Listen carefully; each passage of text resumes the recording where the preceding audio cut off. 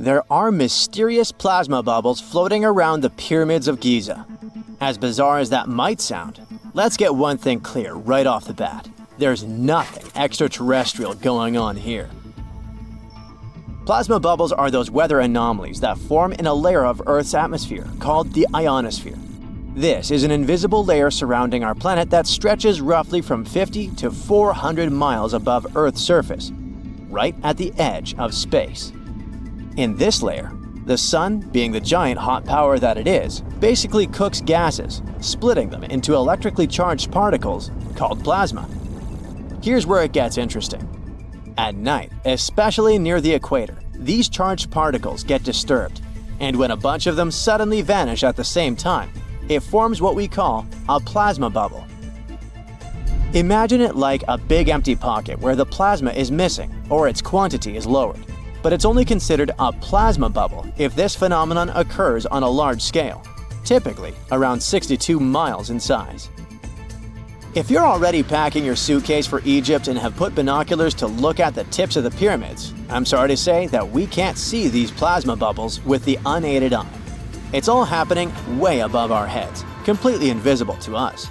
Scientists need to use special equipment, like the Latitude Long Range Ionosphere Radar, or LARID, to detect these bubbles. This advanced technology helps researchers track and observe the movement and formation of plasma bubbles in real time. This formation, by the way, can be triggered by solar storms. That brings us to November 2023, when an impressive solar storm occurred. On a scale from 1 to 5, this one was classified as a G3, which is considered a strong event. Solar storms occur when sunspots are basically cooler, darker areas on the sun's surface, release bursts of energy into space. These flares triggered several geomagnetic storms on Earth. While this might sound like doomsday stuff, it didn't disrupt our daily lives too much. In fact, it was great news for skywatchers, since the solar storm created stunning auroras, with the northern lights visible as far south as Greece and Turkey. But this particular storm in 2023 also had another interesting consequence. It caused the largest plasma bubble ever recorded by the Chinese radar. This phenomenon was so massive that it covered regions as far apart as the Egyptian pyramids and the Midway Islands in the Pacific Ocean. Now that's a huge distance, and it is a big deal for science. And that's because plasma bubbles are a growing threat to modern technology. Experts say they can disrupt satellite communications and GPS systems. So if you're using Google Maps or Waze and suddenly it can't figure out where you are, a plasma bubble might be to blame. Great. We now know what's going on with those bubbles, detected above the pyramids of Giza. But things get even weirder inside this ancient construction. Apparently, the Great Pyramid of Giza has the ability to concentrate electromagnetic energy within its interior. A couple of years ago, a group of researchers decided to see what would happen if they took this ancient architecture and hit it with radio waves. I mean, waves that are similar to the kind your phone uses, but on a much larger scale, up to 1,900 feet long. But since they couldn't just start blasting radio waves at the actual pyramid, they did the next best thing: computer modeling. Using these simulations, the researchers discovered something incredible. The Great Pyramid can actually concentrate electromagnetic energy within its internal chambers, as well as underneath its base, where an unfinished chamber is located. By concentrate, I mean something like trap it. For example, when you shout into a cave, you hear your voice echo back, right? The sound waves don't just disappear, they bounce around and get focused. Similarly, when radio waves hit the pyramid, they don't just pass through or around it. Instead, they get absorbed, bounce around, and focus inside and underneath the pyramid. Our list of mysterious phenomena surrounding the Egyptian pyramids doesn't end there. Inside the pyramid, there's a long, narrow passage that leads to what's known as the King's Chamber. This room sits at the center of the pyramid, and it's believed to have been the final resting place of Pharaoh Khufu, the ancient Egyptian leader who commissioned the entire thing over 4,000 years ago. When visitors step into the king's chamber, two things normally strike them: the room's incredible acoustics and its heavy, imposing structure, which is entirely lined with red granite. Recently, scientists have started to connect these two facts. Some researchers now believe that the king's chamber might be able to catch or pick up sound energy generated from other parts of the pyramid. In other words, this room might have been designed to amplify sound in a way that no other chamber in the pyramid can. To test this theory, researchers conducted an experiment where they sang in the Queen's chamber, which is located directly below the King's chamber. Here's where it gets wild. The music couldn't be heard in the lower underground rooms of the pyramid, but it sounded loud and clear in the King's chamber. One possible explanation for this is the type of stone used in the King's chamber: pink granite. Granite is known for its piezoelectric properties, meaning it can absorb energy from its surroundings, like sound vibrations, and convert it into electrical energy. This suggests that the chamber's unique acoustics might be due to more than just the shape of the room. It could be that the granite itself plays a role in amplifying and concentrating sound waves. According to scientists, these discoveries open up a whole new field of research into the pyramid's potential. Could the ancient pyramids have somehow harnessed the energy created by sound waves, or even Earth's natural vibrations? It might sound far-fetched, but considering the granite's piezoelectric properties are well documented in modern science, it's not entirely impossible. Who knows? Maybe we've only just scratched the surface of what the pyramids were truly capable of. Speaking of just scratching the surface, there's even more to think about, like how the pyramids ended up in such a perfect location. It seems the builders lined up the Great Pyramid with the cardinal points, meaning its sides are almost perfectly aligned with the four main directions: north, south, east, and west. There are many theories about how they did it, but one study suggests that Egyptians might have used the fall equinox to achieve this perfect alignment. During the equinox, the sun rises and sets directly in the east and west. It probably made it easier for builders to use the sun's position as a guide. By watching the sun during this time, they could make sure the pyramids were positioned just right.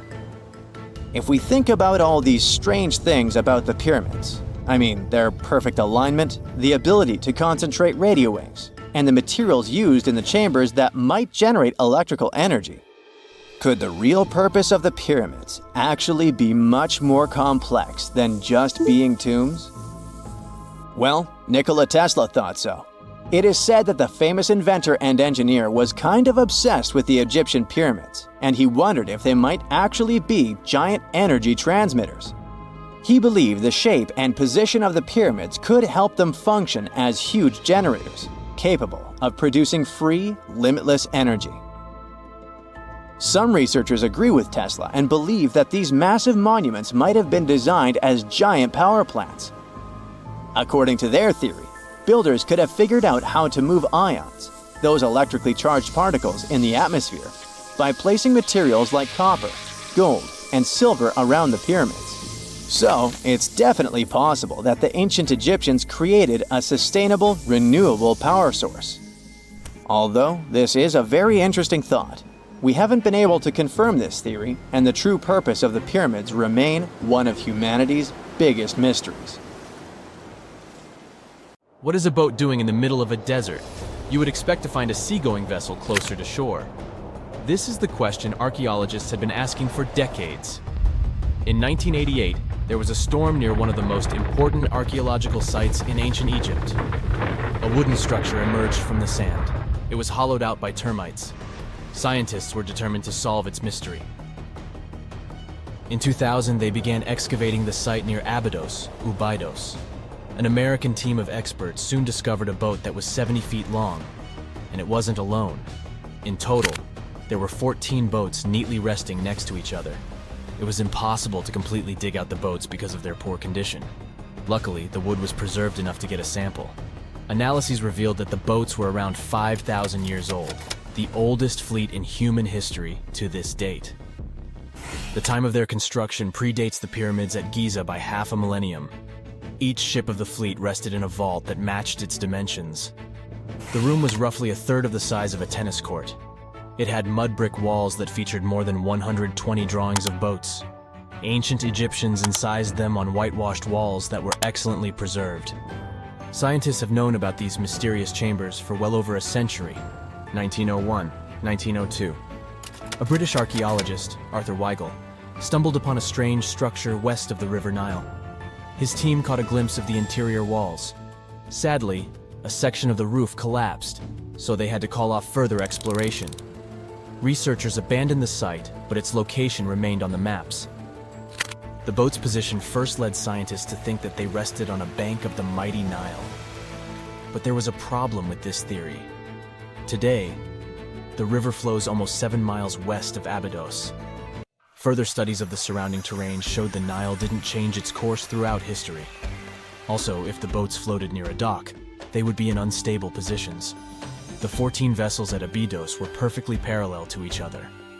There was only one conclusion possible. Someone had deliberately placed them like that. They must have gone through a lot of effort. Each boat had enough room for up to 30 rowers. These vessels could really float. They weren't models, but scholars still don't know if they actually sailed any body of water in ancient Egypt. This doesn't diminish the importance of the find.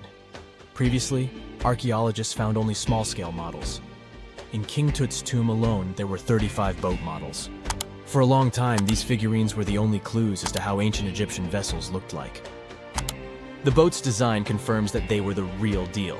They are the earliest surviving examples of something called built boats. Ancient people constructed primitive vessels by hollowing out large tree trunks. The alternative was reed that was tied together to form a raft. The boats at Abydos had planks tied together. This was a major breakthrough in shipbuilding. During their lifetime, the boats must have seemed impressive. Timber was a valuable commodity at the time. There was no wood in the desert.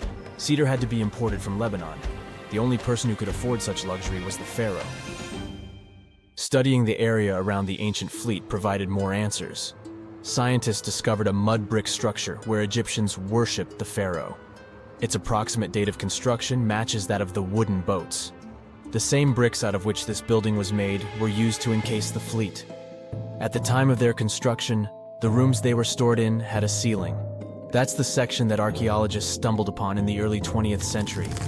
Just like mummies and coffins, these marvelous ships rested inside splendid vaults. The exterior of these rooms was also impressive. The outer walls originally had a plaster of white limestone. It reflected sunlight. In the desert sun, the structure housing the boats must have shone from miles away. Ancient Egyptian builders used the same technique to cover the pyramids 500 years later. Today, their surface looks jagged, but it wasn't always like this. When they were constructed, the pyramids had a top layer of fine white limestone. Their surface was smooth and it gleamed in the sunlight. Instead of stairs, the outer layer of the pyramids was more of a sleek ramp. Archaeologists were left with one final question. Which pharaoh owned the fleet? The answer lay just a mile from the site. This is where the tomb of a pharaoh from the 5th dynasty rested, King Senwosret III. Its time and style of construction matched the ones of the chambers with boats. The very end of his rule might explain how the boats ended up in the middle of the desert. The pharaoh probably passed away in northern Egypt. Then his body was transported down the Nile to Abydos in a marvelous procession of decorated boats. The vessels were later lowered to chambers near the final resting place of their owner. This had a symbolic meaning. In the ancient Egyptians' belief system, ships played a key role. Their supreme deity was Ra. He traveled through the sky during the day in the form of the sun. At nighttime, he sailed through the netherworld in a solar boat. The pharaoh identified himself with Ra. That's why he needed boats in the afterlife. That was the only way to regenerate himself. Just as the sun rises every day above the horizon. This belief existed for thousands of years. The more famous pharaoh Khufu also had a ship. Scientists found it in 1954 next to his pyramid at Giza. It is some 4 centuries younger than the fleet at Abydos, but Khufu's ship was almost 2 times longer. The Great Pyramid of Giza and King Tut's tomb are some of the most famous archaeological finds in Egypt. But there are many more secrets hiding beneath the endless sands of the Sahara Desert. Recently, 2020, archaeologists found a lost city there. They have labeled it as the most important discovery since King Tut's tomb, 1922. The city of Aten is some 3,000 years old. Historians hope it will give them a unique insight into the everyday life of ancient Egyptians. The famous archaeologist and Egyptologist Zahi Hawass proclaimed the site a lost golden city. Aten sits some 300 miles south of Egypt's capital, Cairo. It is close to the famous Valley of the Kings. Archaeologists first found sections of mud brick walls that spread out in all directions. They discovered complete rooms with tools of everyday life inside. The research team unearthed a bakery, a residential neighborhood, and an administrative district. They all date back to the time when the Egyptian civilization was the wealthiest in its long history. They were also the first to make objects from iron. In 1911, scientists found a set of iron beads near a village in Lower Egypt, El Girza. These are the earliest known iron artifacts. The discovery is literally out of this world. Ancient people made them by beating into shape a piece of a meteorite. The 9 beads were once part of an ornate necklace. They are now blackened and corroded, which is perfectly normal for a piece of jewelry that is over 5,000 years old. They consist of an iron-nickel alloy. Researchers were impressed by the skill of ancient jewelers who processed the beads. Their craftsmanship is more impressive when you think that they didn't know the stellar origins of the material. The Great Pyramid of Giza also has a remarkable feature. An international research group investigated the electromagnetic response of the structure to radio waves. They found that the pyramid has the ability to concentrate electromagnetic energy inside it. This occurred inside its chambers as well as under the pyramid's base. It contains an underground, unfinished chamber. It seems that the electromagnetic response is connected with the properties of limestone, the Great Pyramid's main building material. The research results might have a practical application. The way solar cells and nanosensors function could be improved by this remarkable find. Consider the Great Pyramids, one of the original 7 wonders of the world and the only one that still exists today. Did you know that the pyramids of Giza weren't the only pyramids out there? And they weren't even the first ones. First, there were the pretty good pyramids, but they didn't catch on. Nah, I made that up. Back to the story. In ancient Egypt, it was believed that kings were chosen by gods to serve on earth as their mediators. In the afterlife, they were expected to become gods themselves. The pyramid complex was built to make sure that the king had everything they might need in the afterlife. The complex included the pyramid, a palace, and temples. The tomb in the pyramid, where the king was buried, was filled with many things they might need, like furniture, food, and gold vessels.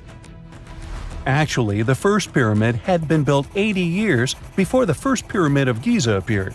Overall, there were around 100 of them. Some weren't finished though, since the construction took a while and not every pharaoh lived long enough to see the end of the construction. And now let's talk about the construction itself. The biggest of the pyramids of Giza is as tall as a 40-story building. So how on earth did they manage to build a structure that massive 5,000 years ago, long before machines and other equipment appeared? Well, let's figure it out.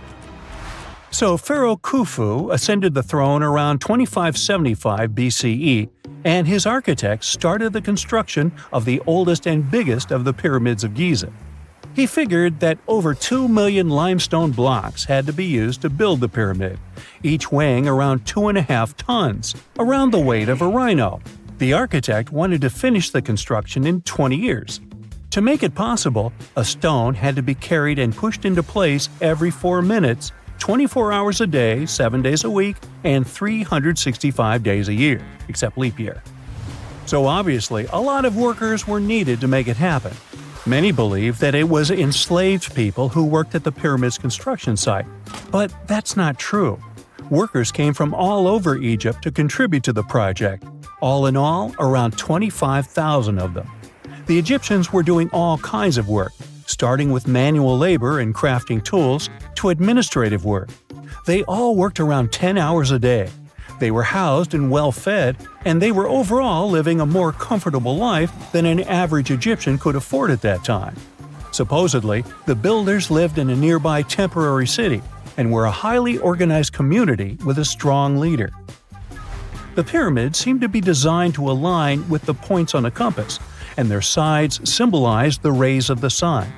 But back at that time, there were no compasses. Ancient Egyptians figured out the directions themselves and with amazing precision. To align the pyramids, they used two constellations. The construction site was arranged on the west bank of the Nile River. This also had a symbolic meaning. Just like the sun sets in the west, life sets in the west as well. The second pyramid of Giza was for Khufu's son, Pharaoh Khufu. It's a bit smaller, but this one has the famous noseless statue of the Sphinx. Of course, originally it had a nose. I would tell you what happened to it, but it's still a mystery, and no one knows for sure. Sphinxes have the body of a lion and the head of a human. They were considered guardians of important areas. This famous Sphinx, also pronounced Sphinx, has the head of Pharaoh Khufu and is guarding his pyramid, facing the sunrise. The Sphinx is one of the biggest and oldest statues in the world. Originally, it not only had a nose, but was also painted. Scientists have discovered traces of the red color of its face. So, most likely, the Sphinx was painted red. There are also remains of yellow and blue color on its body. The statue definitely wasn't boring. Till around 1800, the Sphinx was buried up to its shoulders until an adventurer with a team of 160 men dug it out. But let's get back to the construction. The workers, of course, needed stone blocks. There were two main places where people could get these stones. One source was close to the construction site, but that fossil-lined yellow stone was only suitable for the pyramid's interior. The limestone blocks for the exterior were hauled from 8 miles away on 30-foot-long sleds. Apparently, it wasn't too hard to pull them. The sand mixed with the right amount of water was pretty slick, and 10 people could move a sled even with a rock weighing so much. Surprisingly, cutting off a block of limestone wasn't the biggest problem. When in the ground, it was soft and could be split relatively easy. But after getting exposed to the air, limestone hardens. So the most difficult part was to shape the blocks. That step was crucial because the smallest inaccuracies could lead to the whole pyramid collapsing. So, okay, those limestones were mined, carried on a sled, shaped, and then what? How could they be put into place? Well, this is still a mystery. Archaeologists have discovered the remains of a ramp system that dates back around the time the pyramids were being built. So historians have come to the consensus that, most likely, the Egyptians designed a unique ramp system to move and pull huge stone blocks. The most common opinion is that there were several ramps around the pyramid. There probably was a central ramp with 2 staircases on each side of it built over the pyramid stones. The ramp was growing as the pyramid was getting higher. People might have been walking up the stairs, pulling up stones on wooden sleds. But this is just one of the options. Other experts say that the ramps were around the pyramid, and some say that the ramps were inside the pyramid. Maybe we will never know for sure, and it'll forever remain a mystery. The exterior limestone of the pyramid was polished with sand and stone until it gleamed. On top, there was a gold and silver capstone, which glimmered over Egypt like a second sun. So, that's how it was 5,000 years ago. Now, about the interior. Surprisingly, there's not much inside the pyramid. Most of it is just solid stone with very little open space. But let's take a quick look inside. From the entrance, there are 2 stairways, one going down and the other going up. They take us to the chambers. There are 3 of them inside. Now, why is that? Apparently, throughout the whole construction, a burial chamber had to be prepared at all times, just in case a pharaoh kicked the bucket before the construction ended. So, separate chambers were built one after another as the construction progressed. The last of them was the main one. It's called the King's Chamber. It's the one where Khufu was resting. It's the biggest room at the very heart of the pyramid, and there's a big passageway leading to it. It was likely used as a kind of elevator to move granite up to build the interior. Granite was also used to make 5 stories of support beams to ensure that the pyramid didn't collapse. And we can see that it worked since it's been standing for centuries. Unfortunately, none of these chambers have hieroglyphs on the walls. If you want to see the writings, you should go to the decorated tombs near the pyramids. Those pieces of art are depiction of ancient Egypt's culture and daily life. The texts allow researchers to study their language and grammar.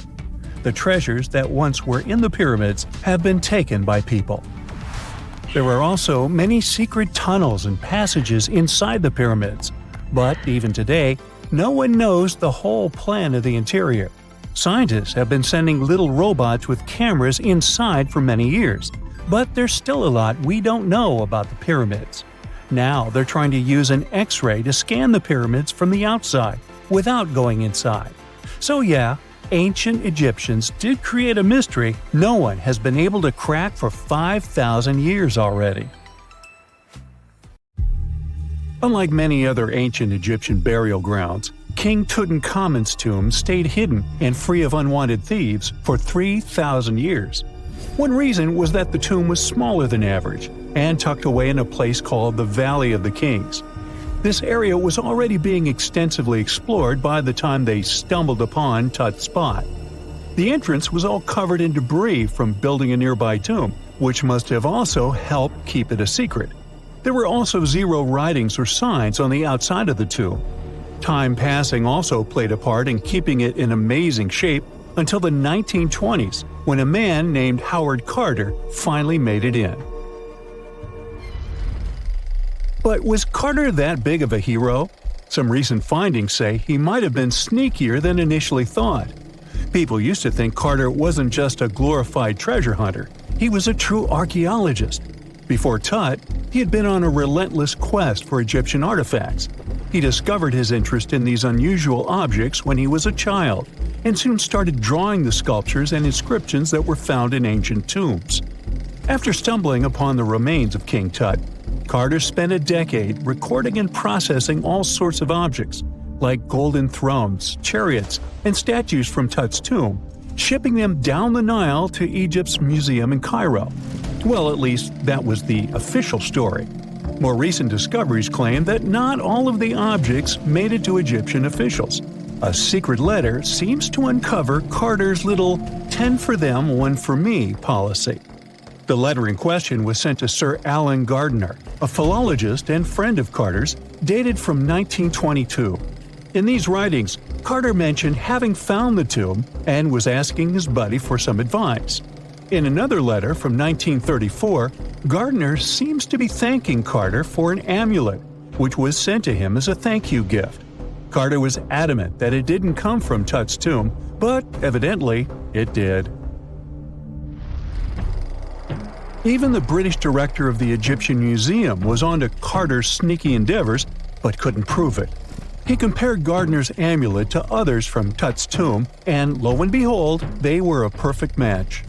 Gardiner was so disappointed to have been put in such a sticky situation that he vented to Carter in another letter. Deciding to be a good friend, Gardiner didn't throw the famous archaeologist under the bus.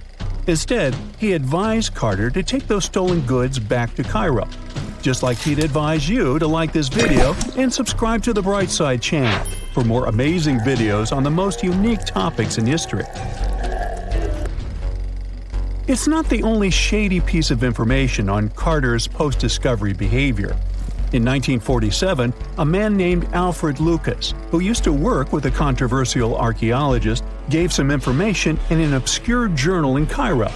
He claimed that Carter sneakily cracked open the burial chamber door himself. Then he sealed it back up like nothing had happened before the official uncovering. Now, why would he do that? Well, the same theory suggests that Carter and his crew might have entered the tomb early so they could get their hands on some ancient goodies. Obviously, these people couldn't risk having such objects sold while they were still alive, but made sure they were auctioned off after they passed. Carter, though, never confessed to anything. He made no official denial either, but the Egyptian government couldn't risk any more mysterious disappearances, so they prohibited him from entering the tomb for a while. Some have connected this apparent stealing to the curse of King Tut. If you've never heard of it, know that it became quite the scary tale soon after King Tutankhamun's resting place was uncovered. It claimed that anyone messing with the tomb of the boy pharaoh would face some serious bad luck.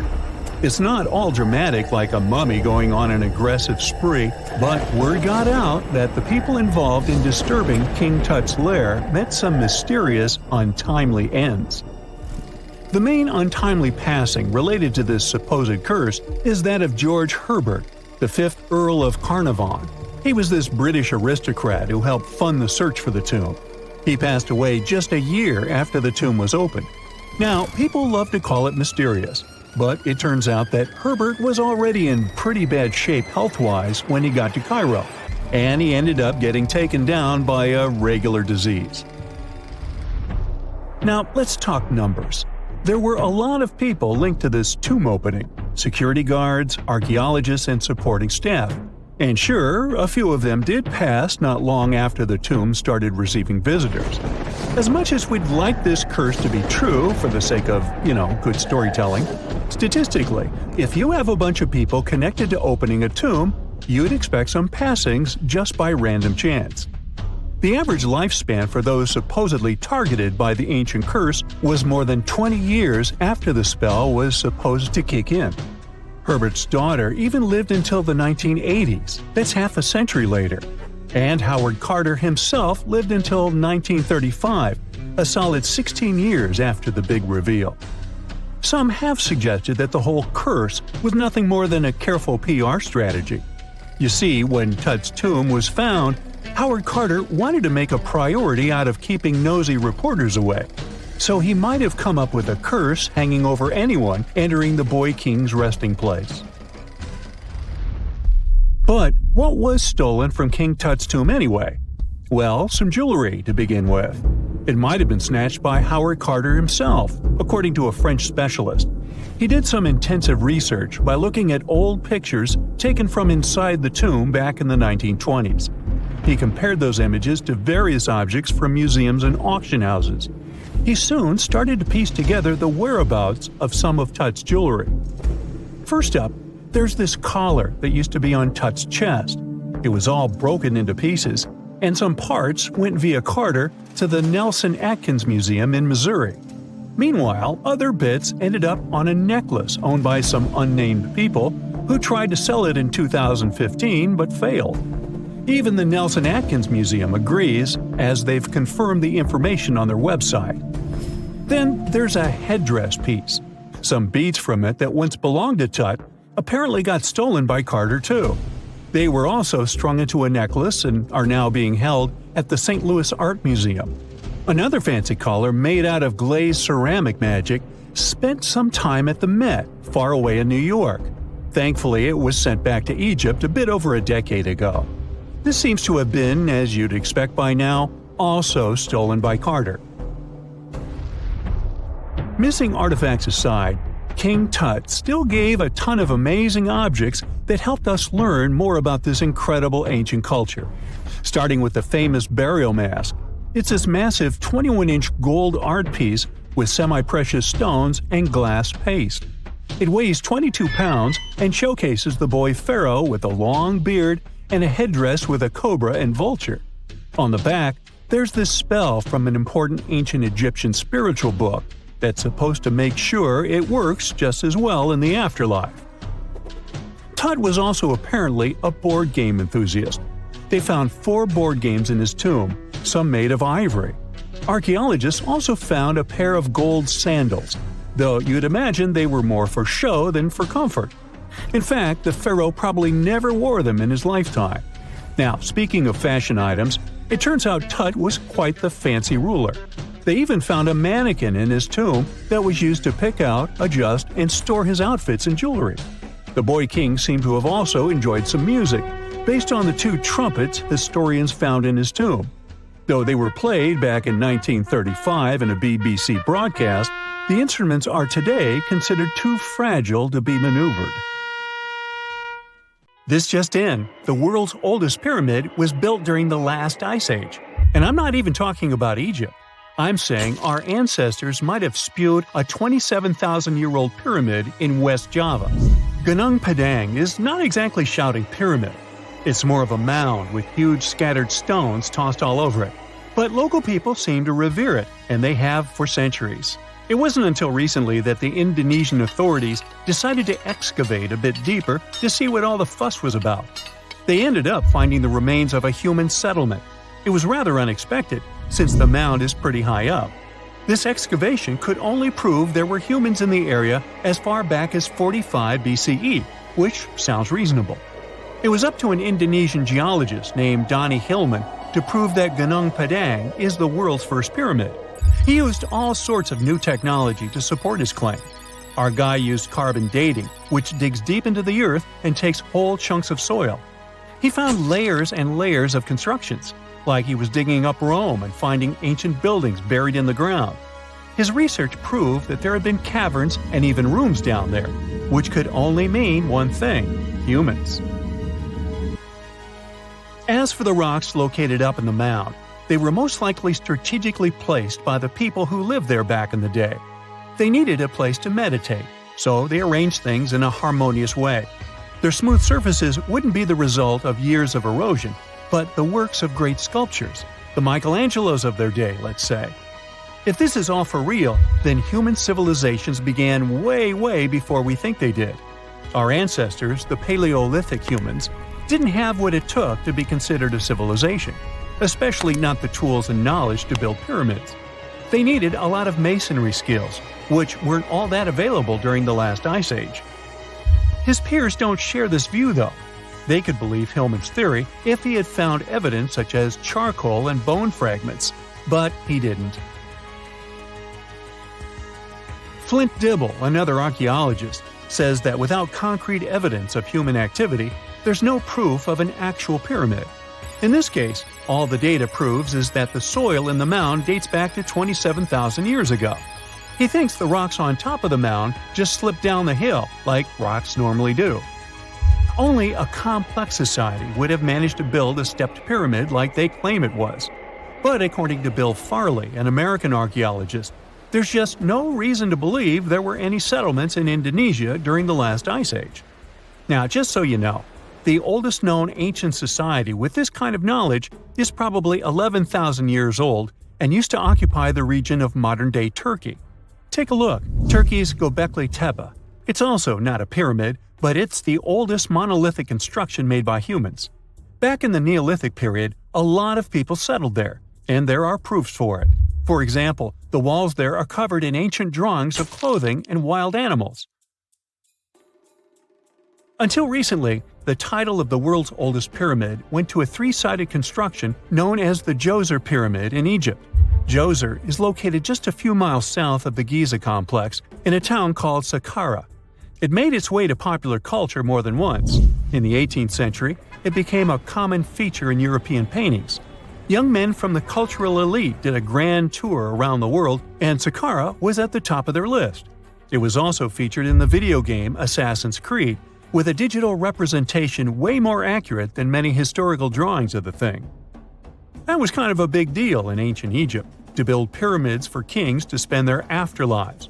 And if you thought the Khufu pyramid was the oldest one in the world, well, Djoser was built 70 years ahead of that time. The development of new technology has allowed archaeologists to make groundbreaking discoveries, and a new, or should I say ancient pyramid in South America might win the title in dispute. It turns out that pyramids were also pretty fashionable in the Americas in the old days. Among them are the iconic pyramids of Guatemala's Tikal temple complex, the same ones that appeared in Star Wars No. 4. But to find the oldest pyramid in the Americas, one would have to travel to Peru. Deep in the Peruvian desert, archaeologists stumbled upon a sprawling ancient metropolis known as Caral. At first, researchers believed that the settlement was pretty recent, since the site was way too complex for ancient technology to handle it. As we said, Caral is a desert town, like Las Vegas, but without all the hoopla. This means no easy access to water, and for cities like these to thrive, they need a considerable irrigation system, which leads us back to complex technologies. The Peruvians surprised us all with this new discovery. This site was huge, filled with an amphitheater, houses, and religious buildings. The whole thing probably sprawled through 370 acres, and when scientists went to test their initial hypothesis using radiocarbon dating, they found that the city probably sprung around 2027 BCE. On the site, archaeologists found 6 pyramids that could possibly predate the one in Saqqara. As far as they know, both civilizations coexisted in the same time period, in opposite parts of the world.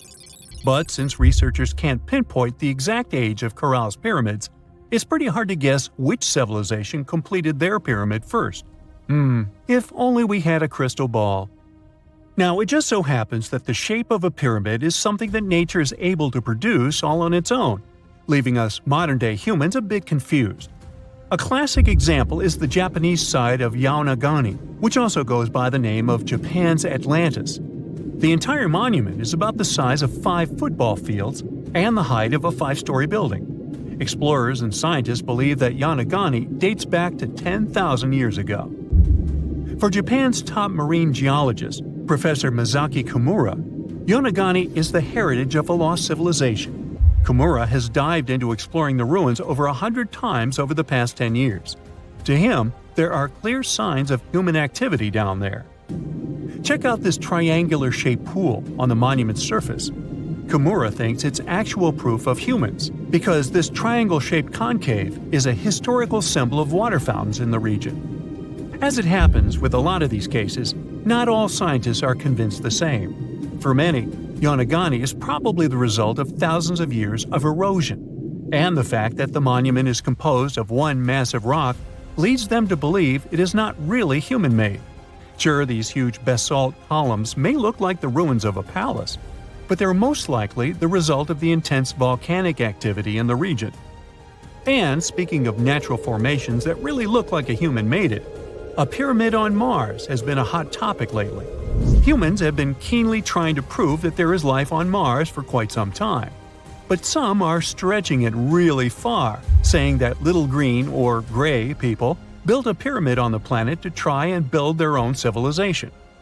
This picture was taken over a decade ago by the Mars Reconnaissance Orbiter, the MRO, but it started to resurface recently. It shows what looks like a 3-sided pyramid. Some people claim that the smooth side of the pyramid could only be the effect of otherworldly work. Then science comes along and explains that Mars is home to one of the deepest canyon systems in the whole solar system. The so-called pyramid is located in what is known as the Kandor-Chasma region. This Martian region has a bunch of similar formations that are nothing more than the result of erosion. Nothing supernatural going on there, apparently. It's 1898, and you're taking part in excavations in Saqqara. This place, not far away from Cairo, is full of ancient tombs and pyramids. You're in your Indiana Jones mood and hope to find something really phenomenal to become famous. Gold, manuscripts, treasure maps, mummies of famous pharaohs. Wait, a wooden bird? You're really disappointed as it looks like a regular toy. An old one, but still. Little do you know that years later, someone would propose that your bird was actually an ancient monoplane.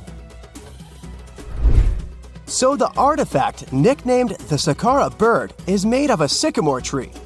The birdie has a wingspan of just 7 inches and weighs around 40 grams. A perfect original souvenir from Egypt, I would say. It's over 2,000 years old and looks pretty plain, without any carvings of feathers or other intricate ornaments. It has a beak and eyes though, which makes our find look like a hawk, the emblem of the deity Horus. Its tail is rather unusual as it's squared, looks weirdly upright, and it seems like the sunken part of it was the place for a now missing piece. Humans love solving a good mystery, so there have been several attempts to explain the use of the birdie. First, quite simply, is that it was a ceremonial object. The second idea is that it was a toy for a child from some well-off family. It could have been some sort of boomerang, which was a popular concept in ancient Egypt. Then there was a theory that the bird had been used as a weather vane. But this one has been debunked as the figure doesn't have any holes or markings, except for the one made at the museum in Cairo to fix the exhibit on a stick. So there was no way to hang it in the past. almost a century after the bird was found, Egyptologist Dr. Khalil Masiha proposed a new theory that it could have been a model of a monoplane. He believed the bird was missing a horizontal tailplane. Otherwise, it had its wings set at a right angle, similar to that of modern planes. It could have worked to generate the aerodynamic lift necessary for flights. Dr. Masiha also claimed that it was common at that time to place miniature models of technological inventions in tombs. So, did the ancient Egyptians really invent the plane in 200 BCE? That would make the Wright brothers, who are considered the inventors of aviation, really upset. They made one of their first flights only in 1903. There's just one way to know for sure, and that is to test the model. But you know, the ancient museum in Cairo would unlikely let one of their cherished exhibits fly around like a toy. That's why glider designer Martin Gregory built a similar model, this time of balsa wood, and concluded that even with the missing tailplane, the plane wasn't much of a flyer. Case solved? Not really. This didn't sound convincing enough to the History Channel, so they invited an aerodynamics expert to build another replica of the bird. He tested it in weather conditions similar to those in Egypt and was impressed with the little plane's abilities. So, if they did invent the prototype of a plane back in the times of pharaohs, it would be a good example of an oupart.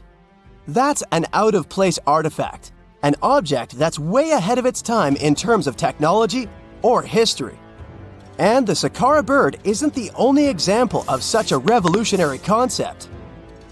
In 1901, a group of divers retrieved the Antikythera mechanism from an underwater shipwreck near the Greek island of Antikythera. It's been dubbed the world's first analog computer, and it's currently dated around 100 BCE. The bronze mechanism could tell the position of the sun, moon, planets, and stars, as well as the lunar phase, the dates of upcoming solar eclipses, and even the speed at which the moon moves through the sky. No one's sure who used it and how or where it was made. But it's obvious that it's extremely precise and way too advanced for its time. The first flushing toilets in the world were invented in the middle of the 20th century. Just kidding. The ancient Minoans on the Mediterranean island of Crete and the Indus Valley civilization both came up with this brilliant invention at the same time, around 4,000 years ago. The plumbing and sanitation were so well done that no one managed to design anything better until 2,000 years later. One ancient Minoan lavatory was discovered at the Palace of Knossos. It looks like it had a wooden seat set over a tunnel that directed water from a rooftop reservoir to an underground sewer. Other varieties got water from jugs. Only the super rich people could afford all this glory. So if you wanted to shop for real estate back then, the flushing toilet would be a telltale sign you were in the rich neighborhood. Automated doors became a cool, seemingly new invention back in 1931. But the technology behind them is actually much older. Think the 1st century CE old. Mathematician and engineer Heron of Alexandria came up with a hydraulic system to open and close temple doors. To bring it into action, you need to light a fire to produce heat. There was a brass pot under the fire, half filled with water. The inventor connected the brass pot to containers that acted as weights. When the fire was burning, the water moved into the containers. They went down and pulled the ropes. It was nothing like a supermarket door that opens in front of you before you even have time to think. Heron's door took hours to open, and there was no way to stop the process.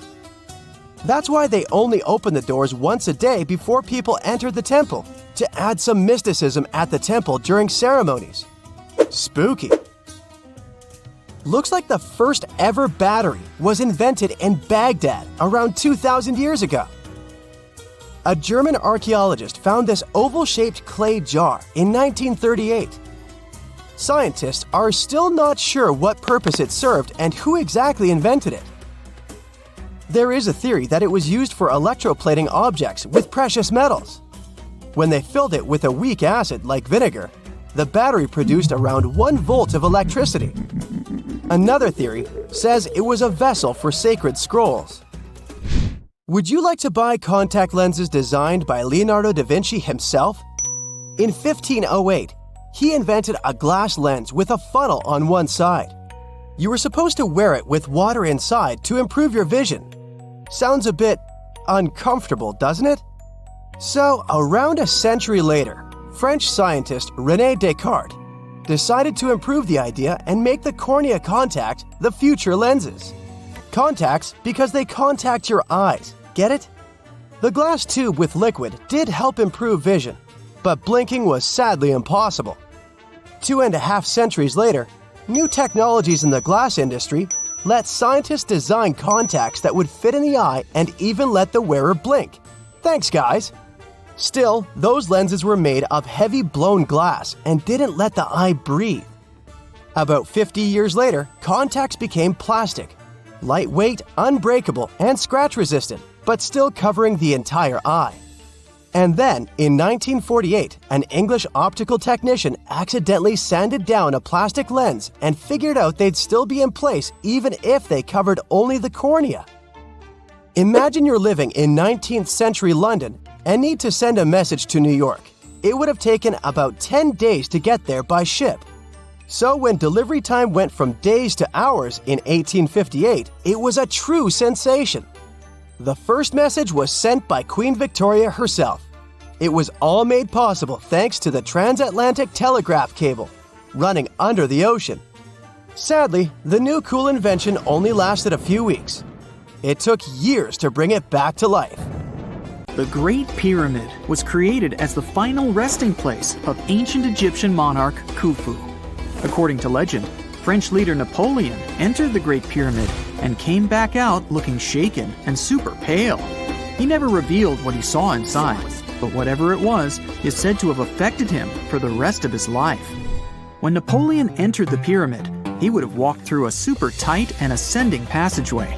He'd then go through another passageway, known as the Great Chamber. This corridor would have been much taller than the previous one, and would have cobbles too. He then reached the King's Chamber, the centerpiece of the Great Pyramid, which was lined with huge blocks of granite. But it wouldn't have looked as grand as we might imagine. There are no hieroglyphics decorating its walls, as Egyptians only began decorating the burial chambers of pyramids much later on.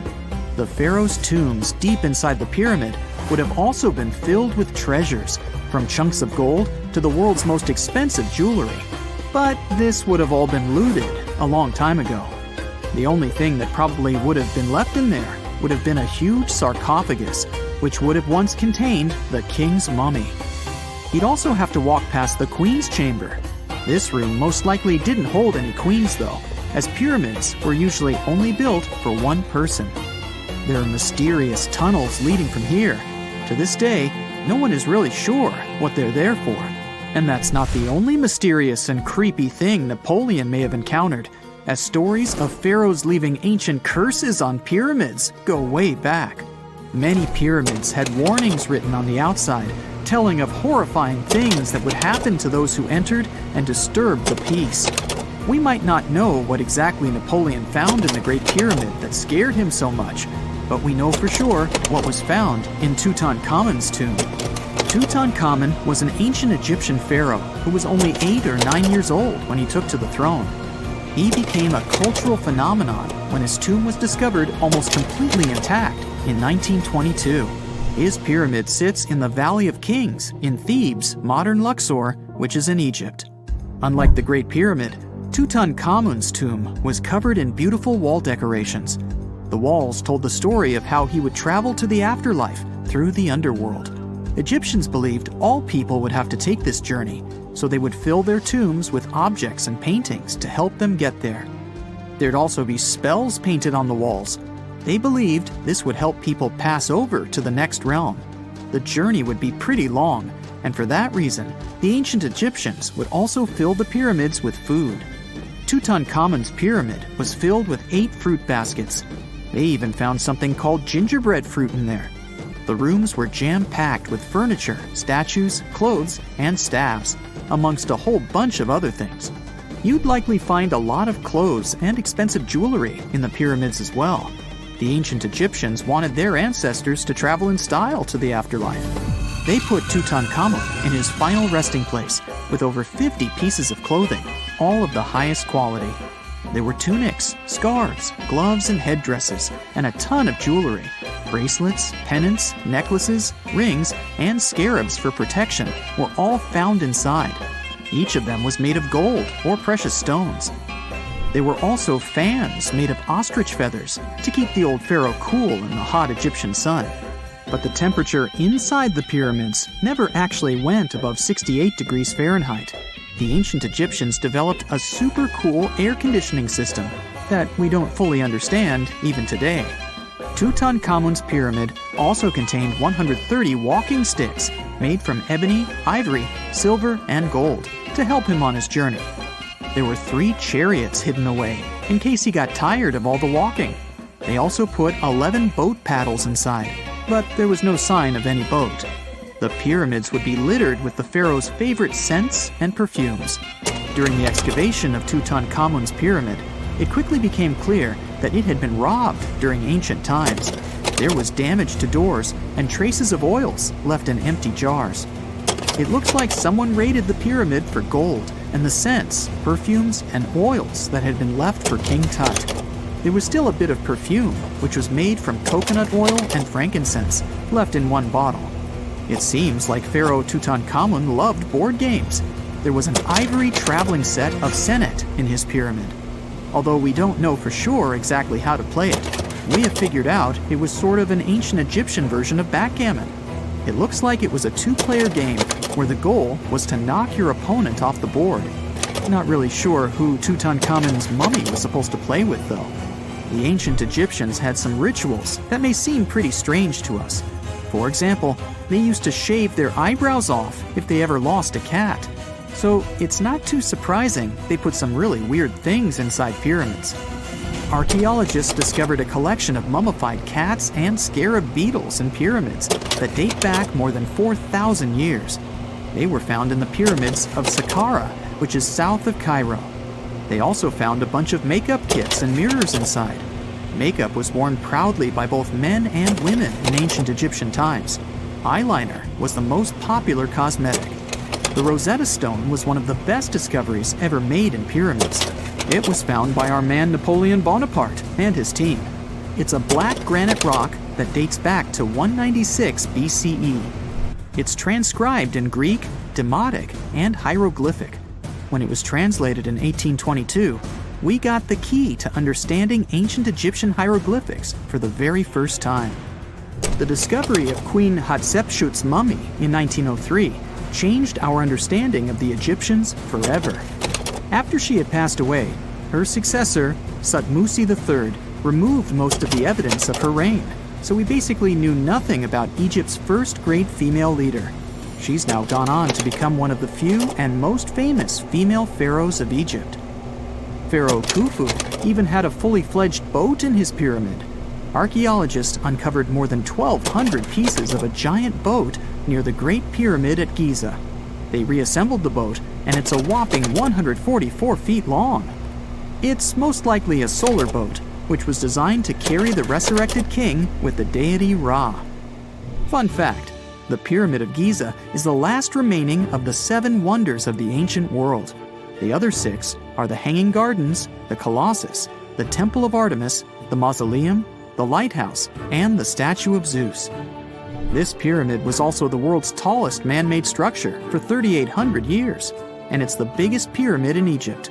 It took a staggering 2.3 million blocks of limestone, and some weighed as much as 80 tons. It took an incredible 100,000 laborers and a whopping 23 years to build.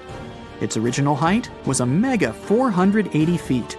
In 2017, archaeologists discovered something weird about Egypt's Great Pyramid. There's a hidden void that's at least 100 feet long, and no one really knows why it's there or what's actually inside it. The weird void is the first inner structure discovered within the 4,500-year-old pyramid since the 1800s. Scientists used cosmic rays to detect the massive hole, but are still no closer today to finding out what's inside. The ancient Egyptians took a lot of care building the pyramids, and everything was strategically placed and structurally sound, so it's super unlikely that this hole is due to blocks falling over time. Loads of pyramids also contain small model figurines called ushabti. These represented attendants. They believed they would come to life to serve the pharaohs in the afterlife. But it's amazing that all this stuff actually fit inside. There isn't actually a huge amount of space inside the structures. It's mostly just rock. And now we're off to almost 5,000 years ago. Let me take you to ancient Egypt, where back in 2550 BC, guess what? The construction of the Great Pyramids of Giza started. People learned to build cathedrals and skyscrapers, but it wasn't until recently that these massive buildings appeared. It's still a mystery to even modern scientists how these pyramids were built 5,000 years ago. No wonder they are one of the 7 wonders of the ancient world. They're also the oldest of them and the only wonder of the ancient world that still exists in the 21st century. It must have taken a lot of cooperation to build a thing that massive, even for today's metrics. But the Giza pyramids weren't the first pyramids ever. The first one, called the Step Pyramid, was built around 80 years before the first Pyramid of Giza in 2630 BC for King Djoser. It wasn't meant to be extraordinary, but ended up being quite impressive. It was a pyramid of 6 stepped layers of stone. It was 204 feet high, which is as tall as a 19-story building. And it was the tallest building that existed at that time. It wasn't just a pyramid though, it was surrounded by a whole complex of buildings, including even courtyards.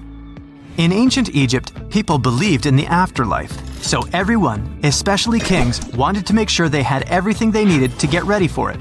Here's why the pyramid complex was perfectly supplied with a lot of objects people used every day. The complex included a pyramid and a kind of a palace. Those buildings had many things the king loved and might need one day, like furniture, food, and gold vessels. After Djoser, building pyramids became common practice, but many pyramids weren't finished. It would usually take about 20 years to build one, but many rulers reigned way less than that. Overall, there are more than 100 pyramids. The most famous pyramids are the Great Pyramids of Giza. The first one and the biggest one was built for Pharaoh Khufu, around 2550 BC. Initially, it was 481 feet tall, which is as tall as a 40-story building. The second pyramid was built for Khufu's son, Pharaoh Khafre, around 2520 BC. It's just a bit shorter, usually standing at 471 feet high, a 39-story building. This is the pyramid with the famous statue of the Sphinx. Sphinxes have a lion's body and a human head. They were built to guard important areas. This one has the head of Pharaoh Khafre and is guarding his pyramid, facing the sunrise. The Sphinx is most well known and is one of the world's biggest and oldest statues. Originally, it had red color and did have a nose. It's still possible to see the trace of red pigment by its ears. But no one knows exactly when the nose disappeared. For some time, the Sphinx was sort of hidden underground, being covered with sand up to its shoulders. Luckily, in the early 1800s, an adventurer with a team of 160 people dug it out.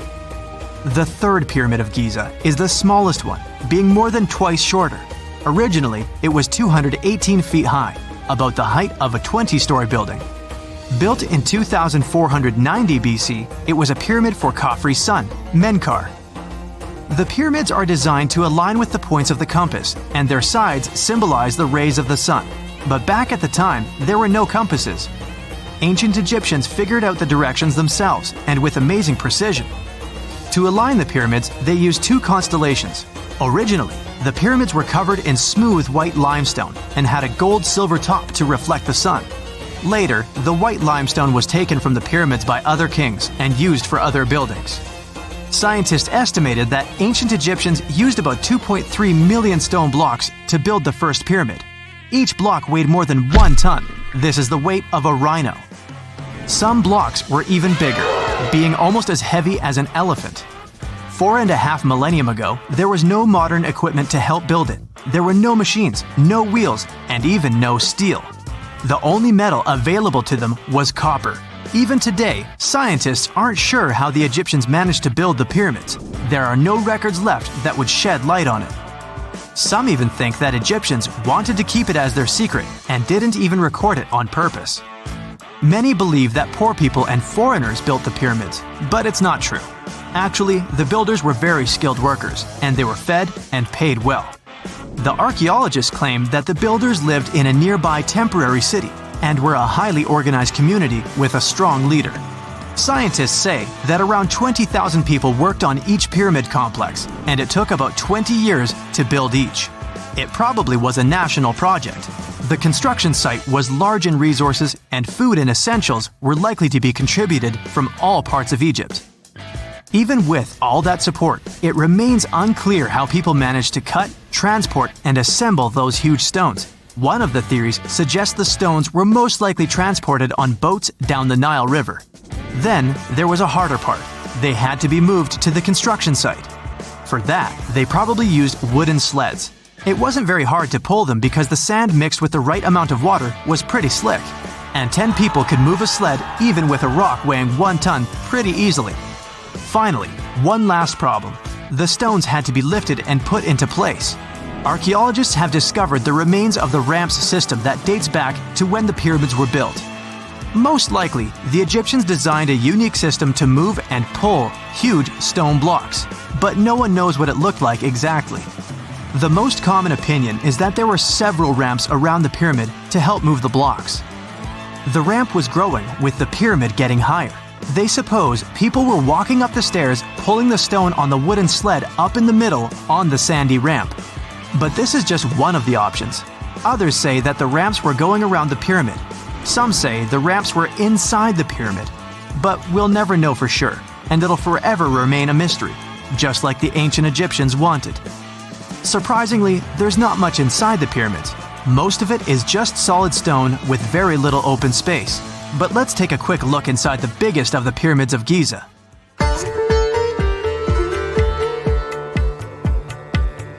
From the entrance, there are 2 stairs, one going down and the other one going up. The descending one takes you to a chamber located underground. That's where the pharaohs are, but not in this pyramid because Khufu wanted to stay higher. The underground room is partly unfinished. The room with Khufu's sarcophagus is called the King's Chamber.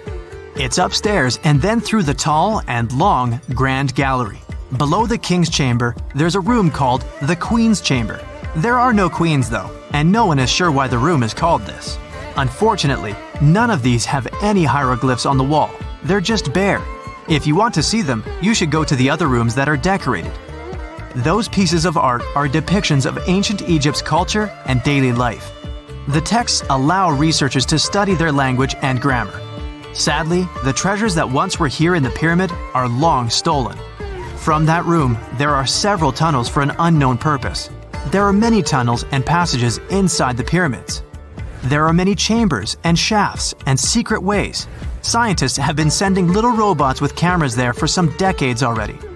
And the robots did discover another chamber a bit upstairs with hieroglyphs on the walls.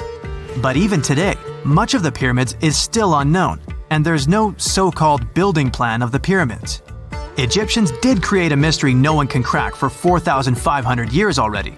Scientists recently started to X-ray the pyramid to learn what's inside it without entering it and its narrow, mysterious tunnels. You have heard about Nikola Tesla. You have definitely heard about the Great Pyramids in Egypt. But what if I told you that Tesla may have probably uncovered the ancient mystery surrounding the pyramids? Wait, what? Is this a crossover episode? Nope. It's highly probable that the secrets of the pyramids are hidden in plain sight. But first, let's recap what we know about the pyramids. What's so mysterious about them? I mean, they are just old quirky buildings, aren't they?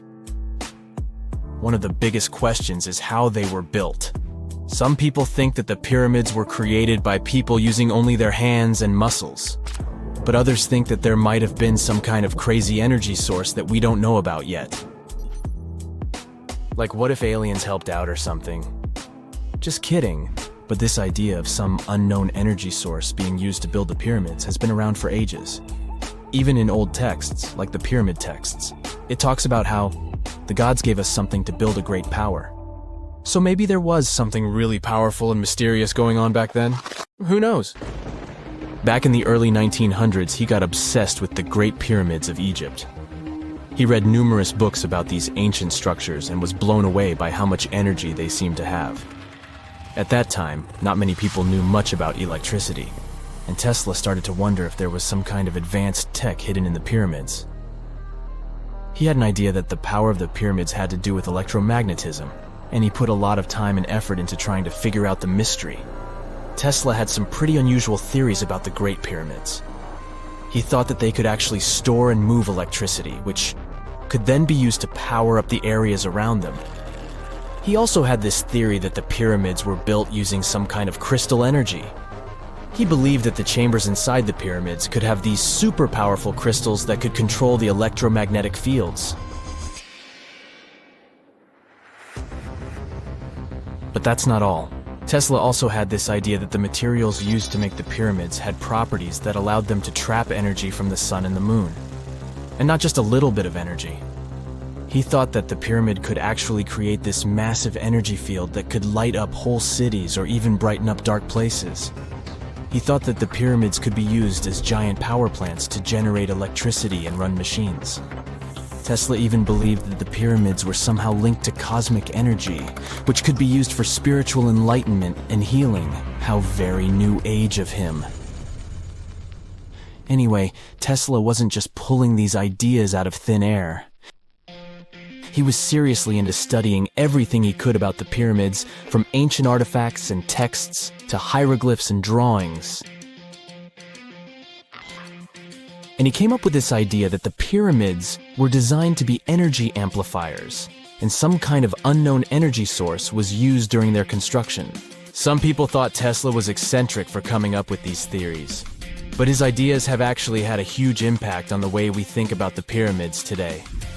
Researchers and scholars have been digging into his theories for years and using them to uncover some of the biggest mysteries surrounding these ancient structures. For example, recently scientists have used theoretical physics to investigate how the Great Pyramid of Egypt would react to certain radio waves.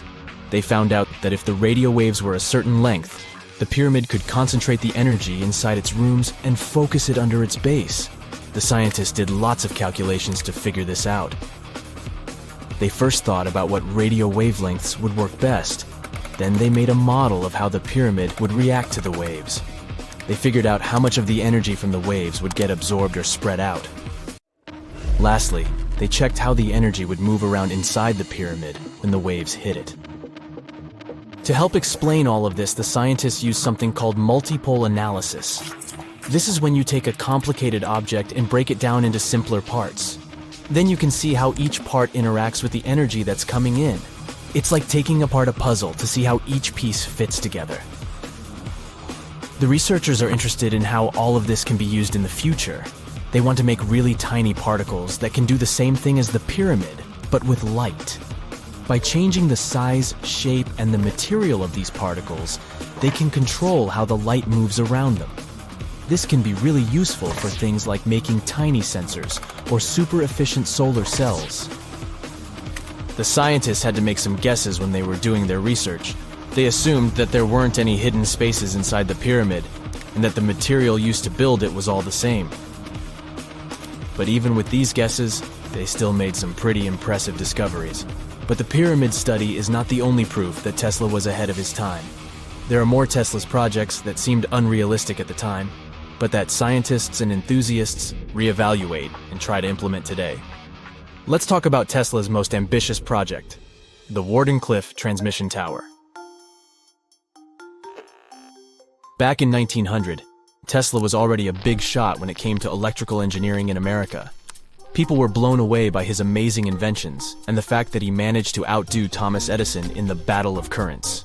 However, Tesla wasn't content to rest on his laurels. He decided to embark on his most ambitious project yet, the transmission tower at Wardenclyffe. It was built between 1901 and 1905, and it was based on one of Tesla's breakthrough ideas. He had a vision to make the impossible possible by creating a global wireless communication system. It would use Earth itself as a conductor, transmitting music, news, stock market reports, secured military communications, and even facsimile images. Does it sound familiar? Right, it sounds just like the internet that we use today, only without the use of any wires. But Tesla had a much bigger dream in mind: to transmit power wirelessly. He already proved that high-frequency signals could be sent without any wires using his Tesla coil transformers, and this sparked his obsession with wireless energy transmission. His vision was to not only transform the way we communicate, but also to find a way to transfer power currents globally by tapping into the Earth's natural energy. Tesla believed that there was an abundance of free energy all around us that could be used for humanity's benefit. In 1899, he conducted some top-secret experiments and got convinced that it was possible to transmit electrical power through the Earth's upper atmosphere. This is actually how the Wardenclyffe Tower was created. It was supposed to be the prototype station for a network of towers all over the globe that would provide the whole world with wireless energy. Unfortunately, Tesla didn't have the resources or the patience of his investors to bring this project to fruition. It ran into all sorts of financial problems and roadblocks, and in 1917, the unfinished tower was finally torn down for scrap metal to pay off Tesla's mounting debts. Now it remains a sad reminder that even the greatest minds can sometimes fall short of their dreams. The original red brick laboratory, however, is still there, and it is the only Tesla lab that has survived. Fun fact, in 2017, a film crew made a crazy discovery. They used ground-penetrating radar to explore the area around Wardenclyffe, and they found a whole series of tunnels stretching for hundreds of feet underneath the site. Nobody knows exactly what these tunnels were used for, but people have been speculating for years that they were part of Tesla's grand plan. Wardenclyffe, of course, is a major landmark for Tesla enthusiasts from all over the world. Who knows? Maybe someone will finally crack the mystery of the tunnels one day. But even if they don't, the legacy of Tesla and his amazing ideas lives on. Whenever you hear about ancient ruins, you almost never picture them being suspended somewhere, or just randomly hanging on the branch of a tree, right? In fact, for most of the ancient artifacts we have exposed in museums all over the world, archaeologists did quite an impressive amount of digging. You see, buildings have this funny way of fading away over time if not properly taken care of. Sometimes we need to reuse some building materials, so an older construction may be sacrificed in the process. Other times houses are abandoned, and once they are exposed to the elements on the surface, like rain or sunlight, they don't really stand a chance. Some just simply crumble away due to good old erosion. So the only way a piece of architecture can survive the test of time is if it's somehow gotten buried deep down. Now, how did they end up buried in the first place? Well, it's quite the comedy of errors. Ancient cities had a habit of gradually raising their ground level like a kid adding toppings to their ice cream sundae. You see, these settlements were always busy collecting food and building materials to keep up with their ever-growing population. But hey, who has time to deal with waste and rubbish? It wasn't exactly high on their to-do list back in the day. So when it came to building new houses, ancient civilizations found it much easier to save their sweat and tears by piling up the rubble and constructing right on top. But that's not all. Rivers would also occasionally flood and deposit a layer of sediment on the city floors, further encapsulating those ancient constructions. And in those dry regions like the desert, where the wind likes to show off its sand and dust dance moves, you can bet it was a constant struggle to keep the establishments clean. One hilarious example is the Sphinx, which had its head buried in sand until a group of archaeologists unearthed it in 1817. Some ancient towns eventually got covered up because they were completely abandoned. With less human activity to control their expansion, plant seeds couldn't resist the opportunity and sprouted all over the place. They gobbled up carbon dioxide from the air and grew, adding more and more bulk to the ground. Those cheeky roots even decided to stabilize the soil made from decaying plant matter, creating layers upon layers of earthy goodness. It's like the ultimate DIY project Mother Nature embarked on, with plants as her loyal helpers. The act of digging into the secrets of ancient civilizations is not just about unearthing a lost world. It's also an epic quest to reveal the hidden treasures beneath layers of history. But how do archaeologists know where to dig in the first place? If everything is covered in layers upon layers of sediments, debris, and plant roots, They must have some sort of system they rely on before embarking on a new project, right? For starters, they're not always the ones suggesting an archaeological dig in a certain location. Let me explain. Let's say you're a contractor and you want to build a new fancy apartment complex in your city. Some local legislations have certain requirements before your project can start, though. For instance, before anyone starts building on a piece of land, they might need to bring in specialists to check the soil. These clever folks can be archaeologists, geologists, or paleontologists, and they need to keep an eye on things during development. If any artifacts or ecofacts, fancy word for organic remnants, are discovered, these experts swoop in to excavate and study them. But what about sites that have nothing to do with bulldozers and yellow hats? Archaeologists have more than one trick up their sleeves when it comes to locating ancient hotspots. They dive deep into historic records with a healthy dose of detective work.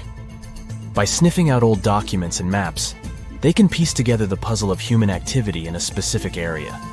If a site has been visited before, it's even better.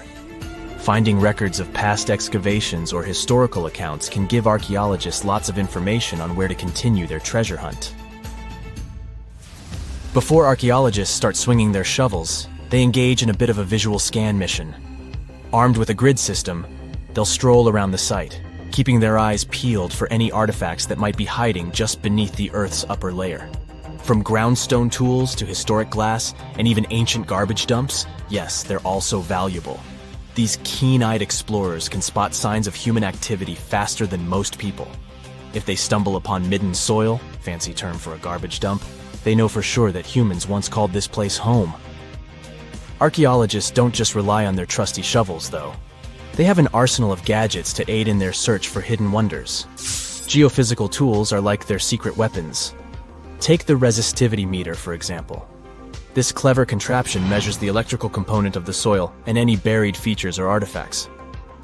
A buried wall, for instance, will create a different resistivity reading than the surrounding soil. Magnetometers and ground-penetrating radar work in similar ways, showcasing potential hints of ancient treasures in the soil. And who could forget our trusty old friend, the GPS? It helps archaeologists map out precise locations, like a high-tech treasure map, leading them straight to their pot of gold. Care to virtually visit some of the most important archaeological sites in the world? Well, follow me. In the United Kingdom, for instance, you'll find this interesting place called Stonehenge. It's one of many henges scattered around, but this one really takes the cake. Picture this: massive ancient stones standing tall and proud, arranged in a funky outer ring and an inner horseshoe, with some smaller stones thrown in for good measure. And guess what? These amazing stones have been around for over 5,000 years. Talk about a serious case of rock-solid longevity. Now, here's where it gets interesting. According to local folklore, the legendary wizard Merlin whipped out his magic wand and poof! He teleported these massive stones all the way from Ireland. Apparently, some giants had assembled them there, but Merlin decided they would look much better at their new location. Others think it's just the ruined remains of an old Roman spiritual edifice. These amazing structures were built by our Bronze Age ancestors. With their simple tools and limited tech, they managed to create this monumental masterpiece. Impressive, right? Unfortunately, there's still so much we don't know about this area. Stonehenge's initial purpose remains a mystery to this day. Sure, there are lots of theories, but scientists have yet to agree on the subject. However, we do know that it's perfectly aligned to catch the sunrise during the summer and winter solstices. The ancient city of Pompeii is an equally amazing archaeological site. Picture this: Mount Vesuvius, a notorious troublemaker, decided to throw a volcanic tantrum and completely covered this ancient Roman city. It turned it into a time capsule, located outside present-day Naples in Italy. Fast forward to the year 1748, when a bunch of adventurous explorers stumbled upon Pompeii. Lo and behold, they discovered a treasure trove of well-preserved goodies: streets, houses, food. Probably a bit stale by then. Blingy jewelry, fancy sculptures, colorful frescoes, everyday household items, and even animal and human remains. It was like an epic archaeological party. From the looks of it, Pompeii had it all. Fancy houses and villas, a massive 20,000-seat arena, cute little artisan shops, hangouts like taverns. And let's not forget the saucy spots like those luxurious bathhouses for some intense pampering. There's also the sanctuary of Apollo, where people used to gather for their daily dose of worship. And of course, the bustling heart of the city, the Forum of Pompeii, where all the cool people used to hang out. And guess what? Pompeii is so cool that it made it to UNESCO's World Heritage List back in 1997. That's like the ultimate Hall of Fame for historical awesomeness. It also includes many other famous buildings and sites, like the Taj Mahal in India and the Acropolis of Athens in Greece. We know that the ancient Egyptians were talented enough to build something as grand as the pyramids, but were they also smart enough to measure the speed of light? There's a theory circulating online that says exactly that. If you look at these two numbers, you'll see that they match completely. The first one is the speed of light in a vacuum measured in meters, and the second one is the latitude of the Great Pyramid of Giza.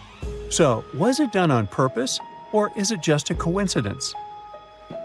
Well, happily, we can tell you that it's actually just a coincidence, not another conspiracy thingy. The Great Pyramid is just one of the many places in the world that share the same latitude.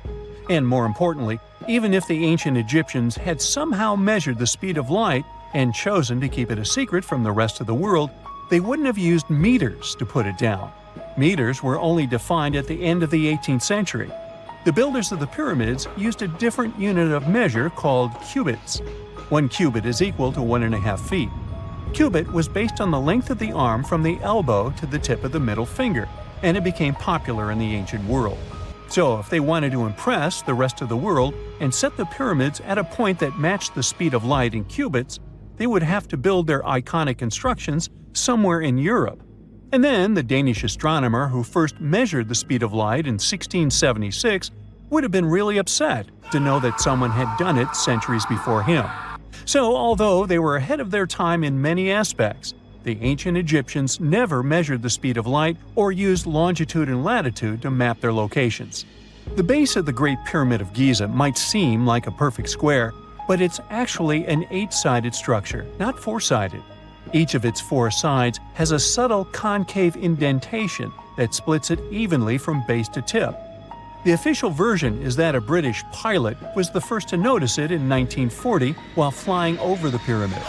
He took a photograph that showed shadows highlighting these indentations. Some people think these lines are only visible from above and can best be seen at dawn and dusk during the spring and autumn equinoxes. This has led to a freaky theory that the ancient Egyptians might have designed the pyramids to communicate with something looking at them from above. Now, the Great Pyramid is one of only 3 pyramids that used to have a swivel door. It weighed around 20 tons, but they could still easily open it from the inside. Its precise fit made it nearly invisible from the outside, with no visible latch or handle.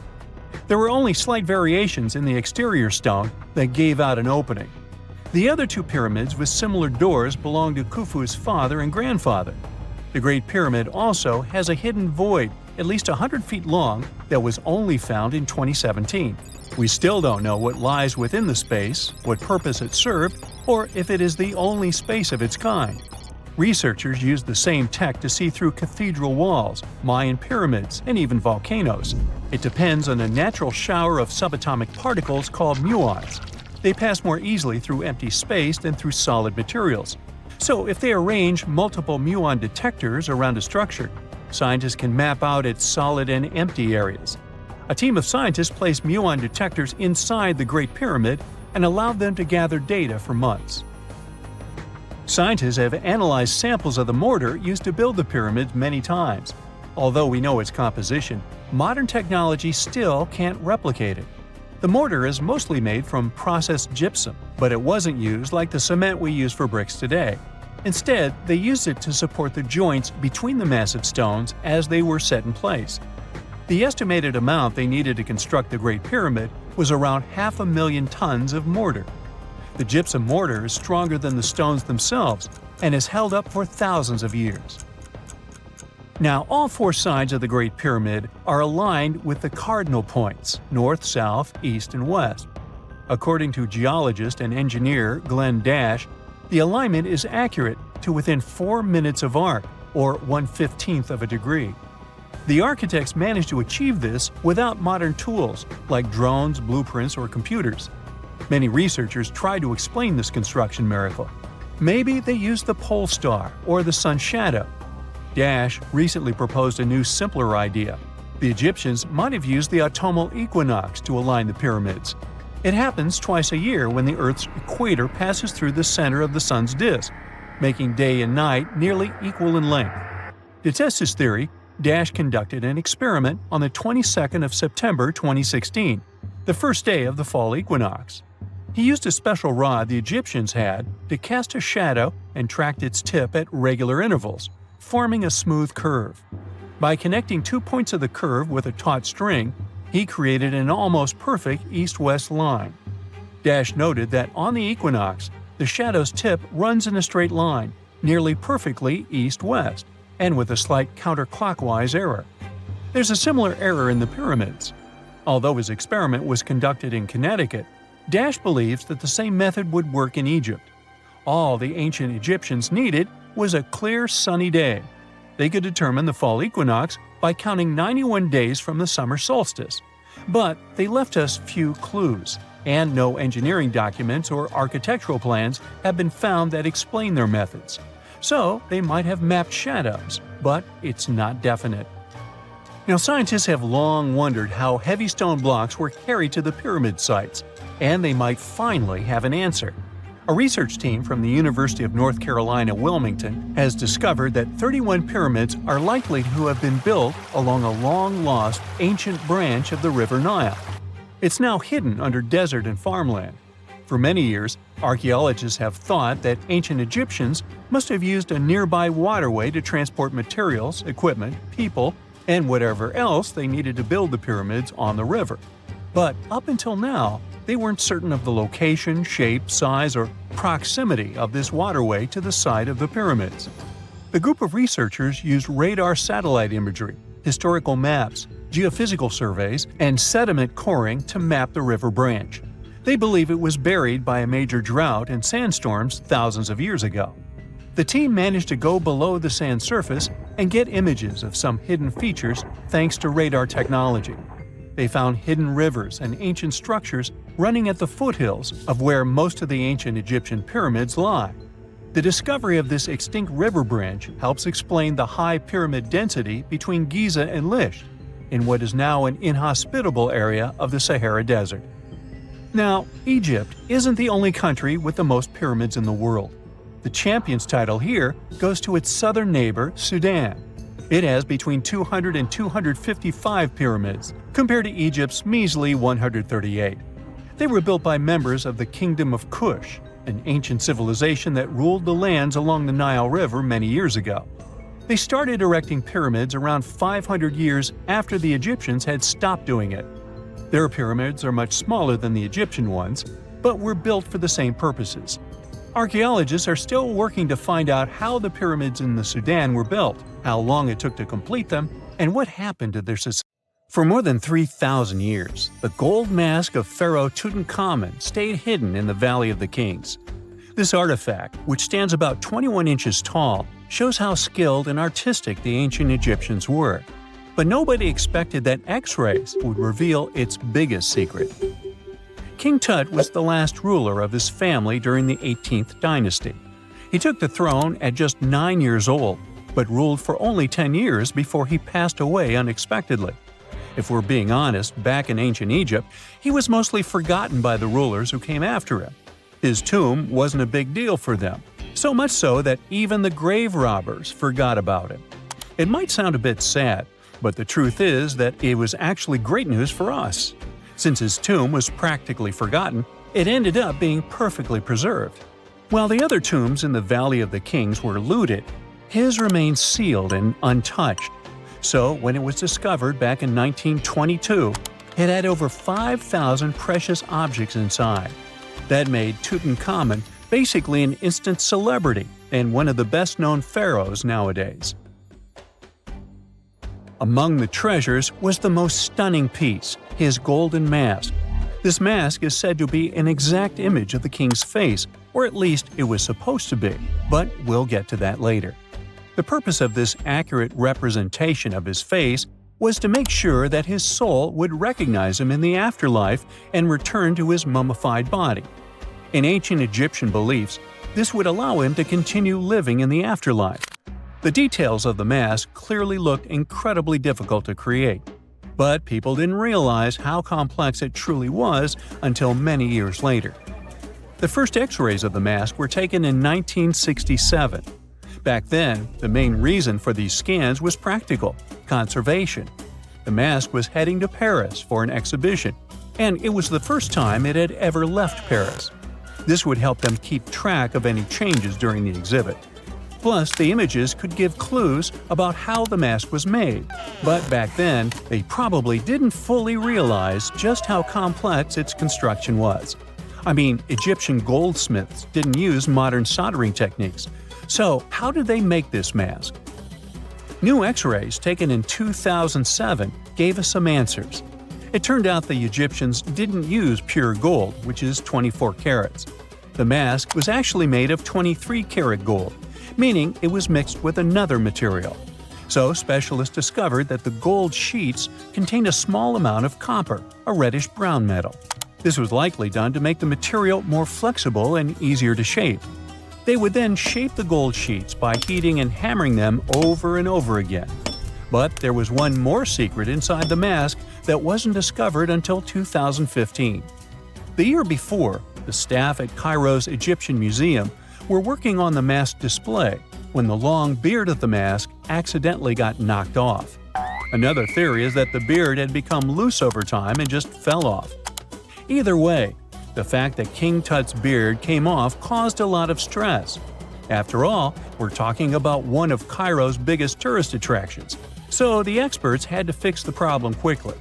The restoration process started with a detailed recording of the mask's condition. To do this, they had to take a full three-dimensional scan of the artifact, and, by accident, they found something very interesting in the mask. Inside the royal beard, there is a gold tube, an intriguing structure that the Egyptians likely used to attach the beard to the rest of the mask. And that proved, once again, that the process of making this mask was even more complex than experts thought. But the mysteries don't stop there. Remember how we mentioned that the mask was thought to perfectly represent King Tutankhamun's face? Well, that might not be entirely true.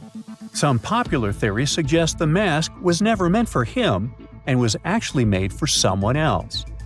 A study published in 2015 suggested the mask was originally made for a female pharaoh, his supposed stepmother, the famous and beautiful Egyptian queen Nefertiti. The biggest clue comes from an inscription on the mask. At first glance, it seemed to belong to Tutankhamun, but after a close examination, researchers noted that something else was actually written underneath King Tut's name.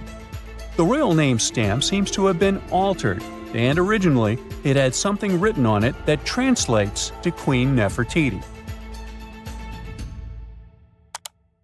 There is another feature of King Tut's golden mask that was overlooked for years, which adds even more mystery. As we mentioned earlier, experts believe he wasn't respected much by the pharaohs who came after him. And one of the clues that made archaeologists think this is the pierced ears on the mask. Some researchers believe that King Tutankhamun wouldn't have worn earrings after he was a kid. So, according to their theory, by the time he passed away at 18, he shouldn't have been represented with pierced ears. This could also support the idea that the mask originally belonged to Nefertiti, or maybe to someone who wasn't even connected to King Tut. But the mask isn't the only source of mystery. In fact, his whole tomb is full of puzzles. Recently, historians found a sign that the place where King Tut was supposed to be buried was changed at the last minute. For years, experts wonder why a pharaoh who ruled for 9 years ended up in such a simple tomb. When compared to the grandeur of other pharaohs' tombs, his tomb seemed, well, a bit plain. The idea that a king like Tutankhamun would have such an unremarkable resting place just doesn't match up with the power and importance he must have had in ancient Egypt. So, what happened? Well, apparently, this might have something to do with his successor, Pharaoh I. After King Tutankhamun passed away, researchers believe that Ai made sure to erase him from Egypt's history. So, one theory suggests that he was probably behind the quick decision to place King Tut's body in a smaller, less impressive tomb. When experts looked at Ai's own tomb, they found something interesting. There is a large wall covered in painted baboons. This is the same type of artwork found in Tutankhamun's tomb. It seems like the same person might have chosen the artwork for both tombs. Now, the design and decoration of the two tombs are almost identical, suggesting there was a shared hand behind both. But there is one key difference. Ai's tomb is fit for a king. It's much bigger and more impressive, even though the style and artwork are similar to what you see in Tutankhamun's tomb. So the theory suggests that Ai decided what went into both tombs. Since Tut passed away unexpectedly at a young age, his grand tomb wasn't finished in time. Normally, pharaohs start building their tombs while they're still alive to make sure everything is perfect. But Tut passed away when he was just 18, so there wasn't enough time. Ai may have taken advantage of the situation, ordering a smaller tomb for Tut and keeping a larger one for himself. Experts believe this theory explains why Tutankhamun's tomb is so simple and how Ai managed to wipe his memory from history so easily. But in the end, the story of King Tut's mask and tomb is full of mystery and intrigue. Each new discovery sheds more light on what really happened all those years ago. But one thing is for sure, the secrets of ancient Egypt still have much to reveal, and King Tutankhamun will continue to fascinate people for years to come.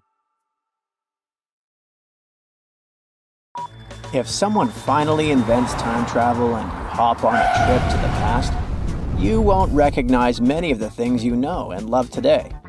The Statue of Liberty and the Egyptian pyramids, some basic gadgets like the remote control and your laptop, and even the corn you have for lunch have all changed beyond recognition.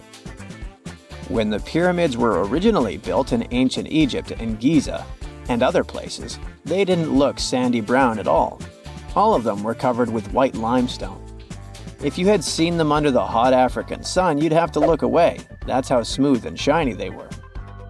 Builders used around 6 million tons of this material for the Great Pyramid of Giza alone. It's the largest one you can still see on your trip to Egypt. The local rules were quite a thrifty crowd, and they reused some of the casing stones for other construction projects. A massive earthquake in the 14th century has also loosened some of the stones, so you won't see a lot of limestone, but some of it is still there, on top of the Pyramid of Khufu in Giza.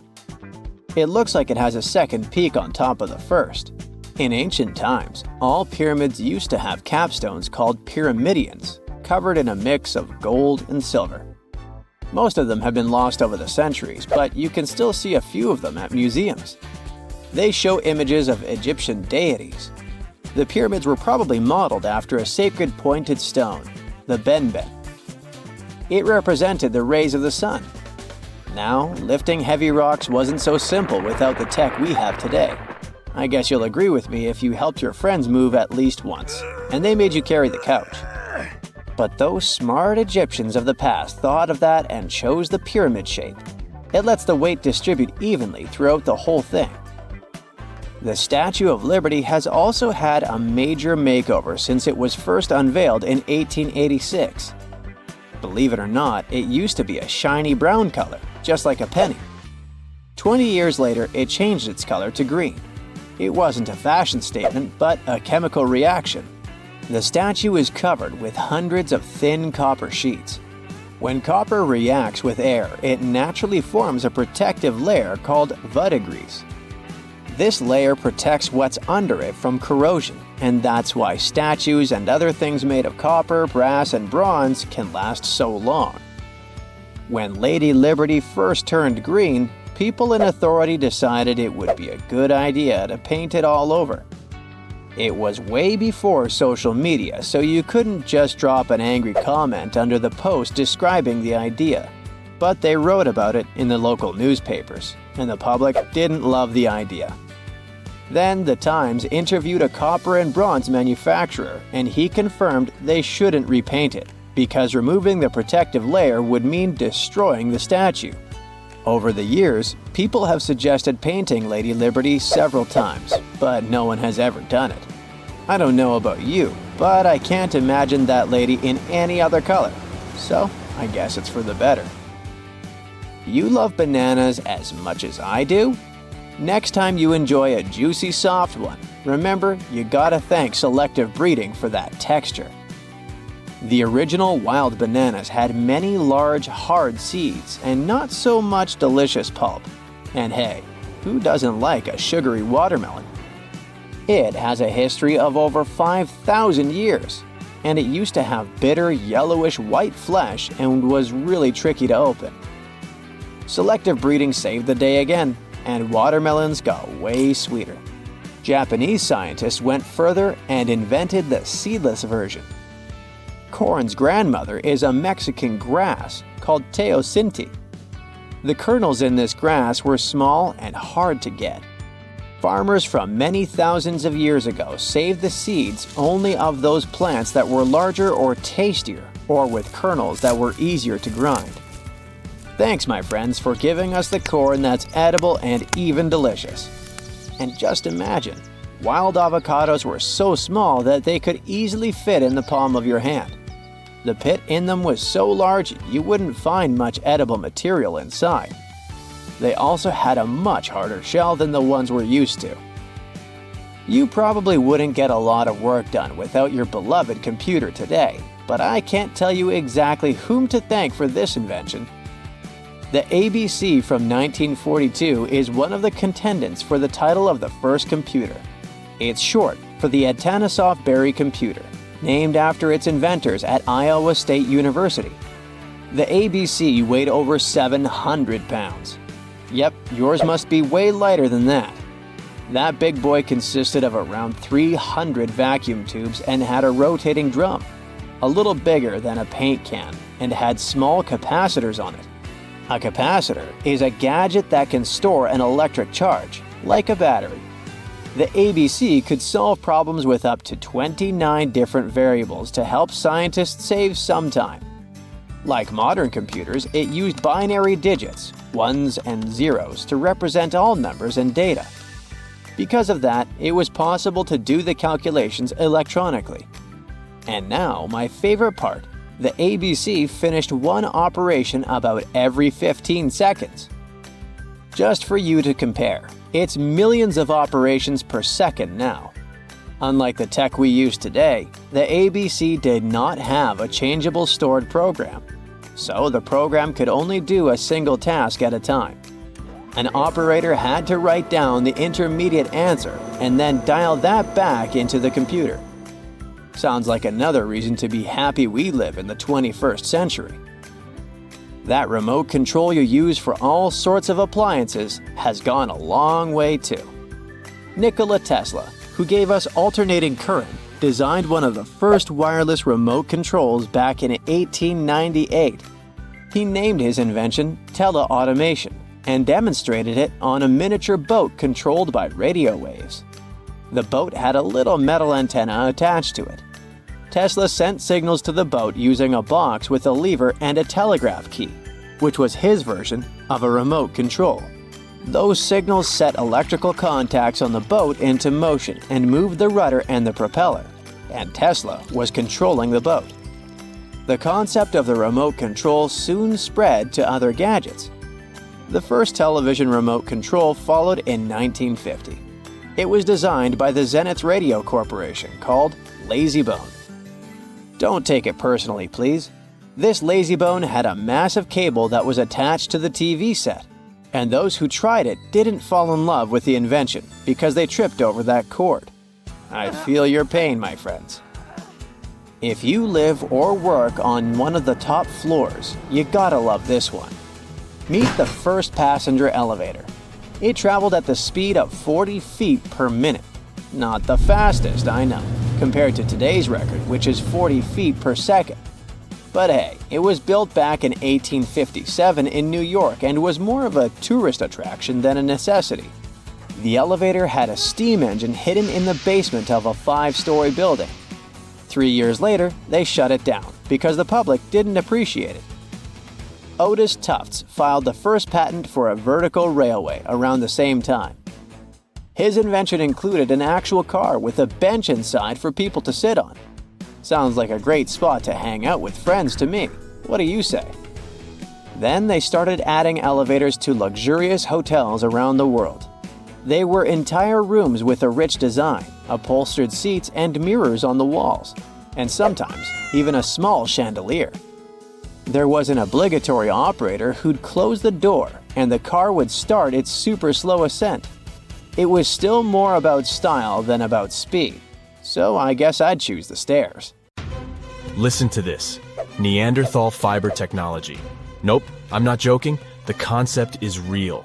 In 2020, a team of scientists published a paper that redefined the way we saw our closest ancestors. A find in France changed archaeology forever, and it wasn't the first time something like this had happened. But let me start from the beginning. Neanderthals. For a long time, they fit the image of the typical cavemen. If you are now thinking of someone like Fred Flintstone, you wouldn't be much wrong. What was the reason behind this stereotype? When did we start believing that Neanderthals were not the brightest tools in the shed of evolution? In comes William King, a 19th century British geologist. He was the man who named the Neanderthals.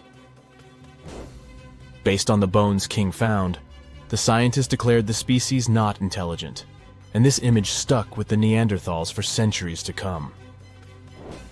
But a piece of string, just a quarter of an inch long, changed everything. A small, dry river valley, Abri du Maras, was the place of the great find. Archaeologists unearthed a cord fragment next to a stone tool. Such twisted fibers could have been used for everything from making clothes to fishing nets. In prehistory, this was some advanced tech, and the Neanderthals seemed to have mastered it.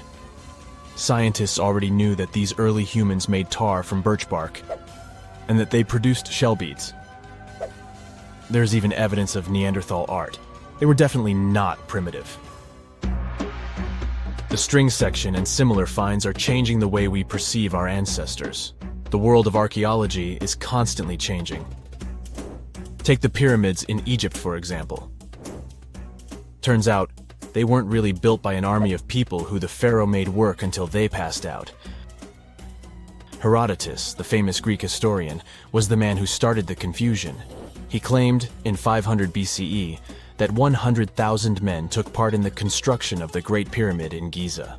He made no mention of who they were and why they were building the pyramids.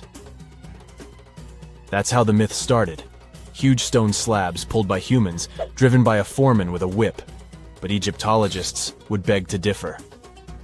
Those are the scientists who study ancient Egypt's culture.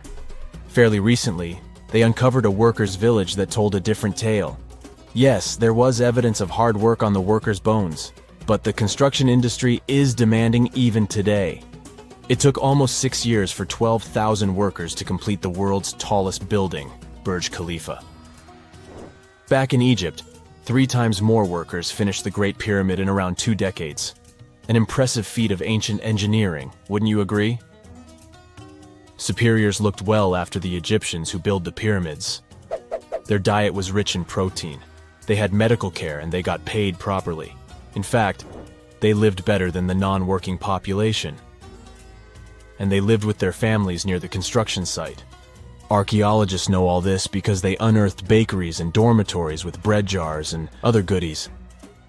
Looks like the pharaohs were okay employers after all, and the job market wasn't that terrible. They also kept detailed papyrus records of the build and hieroglyphs. You and I wouldn't stand a chance of reading these letters that resemble images. Egyptologists had the same problem. For over a millennium, no one had used this type of font. And it's not like there was an English ancient Egyptian dictionary you could open and find meanings of words. But all this changed in 1822. A couple of decades before, the French found a broken slab of black granite. The stone contained 1 text in 3 scripts: Ancient Greek, Egyptian hieroglyphs, and Demotic. The last one was also the Egyptian language, but in a simplified script. Scientists dated it back to 196 BCE. The content is a religious proclamation. A French philologist and Orientalist, Jean-François Champollion, was the first one to crack the code. You see, people haven't forgotten ancient Greek letters. The Frenchman successfully matched the Greek letters with the ones in the Egyptian script. And voila, we were finally able to read hieroglyphs. The name of the piece of granite that made it all possible was the Rosetta Stone. The importance of its discovery went beyond archaeology. The word Rosetta Stone even entered the English dictionary. It represents a discovery that helps people understand an enigma that has been puzzling them for a long time. There are similar games. A symbol is attached to a particular message. Then you have to decode the message by replacing the symbol with a corresponding letter. In a nutshell, this is what scientists did with the Rosetta Stone more than 2 centuries ago. Do you know what is the oldest deciphered language in Europe? It has an unattractive name, Linear B. The script belongs to the Mycenaean Greek language. It predates the ancient Greek alphabet by several centuries. You can easily guess which script it is descended from. Linear A. The people from Crete used Linear B more than 1,000 years ago. During the Late Bronze Age, the Greek civilization that used the script vanished. There was no one who could read Linear B, and more importantly, no one knew it existed in the first place. This was about to change during the first years of the 20th century. A British archaeologist by the name of Sir Arthur Evans excavated a vast palace complex at Knossos, Crete, Greece. This was the center of the Minoan culture that created the enigmatic script. The palace boasted some 1,300 rooms. They had colorful paintings of dolphins, griffins, and bulls. All of these captivated the archaeologist's imagination. But their biggest find was at first overlooked: thousands of slabs of baked clay. The fire that brought down the palace helped preserve the tablets. It was impossible to read the slabs, though. They were written in an unknown language. The scientific community had to wait for another half a century before Michael Ventris cracked the code. He was an English architect and cryptographer. Ventris studied Greek and Latin. While attending the famous archaeologist's lecture, the young man decided to solve the puzzle of Linear B once and for all. He managed to do so in 1952. One of Ventris's most amazing discoveries was that the script was an archaic form of Greek. But cryptology still hasn't solved the code of Linear A. This writing system will remain a mystery until a motivated young person like Michael Ventris comes along. They wouldn't have to be a professional archaeologist. Basil Brown certainly wasn't. Yet in 1939 he discovered the richest early medieval tomb in Europe. This happened in Sutton Hoo in the southeast of England. This wasn't an ordinary tomb made out of stone. It was a full-size ship, 3 times as long as a London double-decker bus. And that's not all. Apart from its main purpose, the ship was full of riches. Deluxe hanging bowls, feasting vessels, gold and dress accessories, and luxurious textiles were just some of the treasures found. Archaeologists were also amazed by the silverware from distant Byzantium. You probably know this city as Istanbul, Turkey. Even in our age, it's several days' drive from Sutton Hoo. Just imagine how much time and money it cost to import a silver plate in the 7th century. That's when the ship went down, according to archaeologists. The English couldn't have done it. At that time, there was no England. The people living in the British Isles at the time were the Anglo-Saxons. Perhaps the ship from the grassy mounds in Suffolk belonged to one of their kings? We will never know. The local acidic soil did away with any possible evidence, or no one laid there in the first place. It could have been a cenotaph, which is a monument constructed to honor an important person. The archaeologists still don't have a definite answer. But what they have found at Sutton Hoo shed light on the Dark Ages.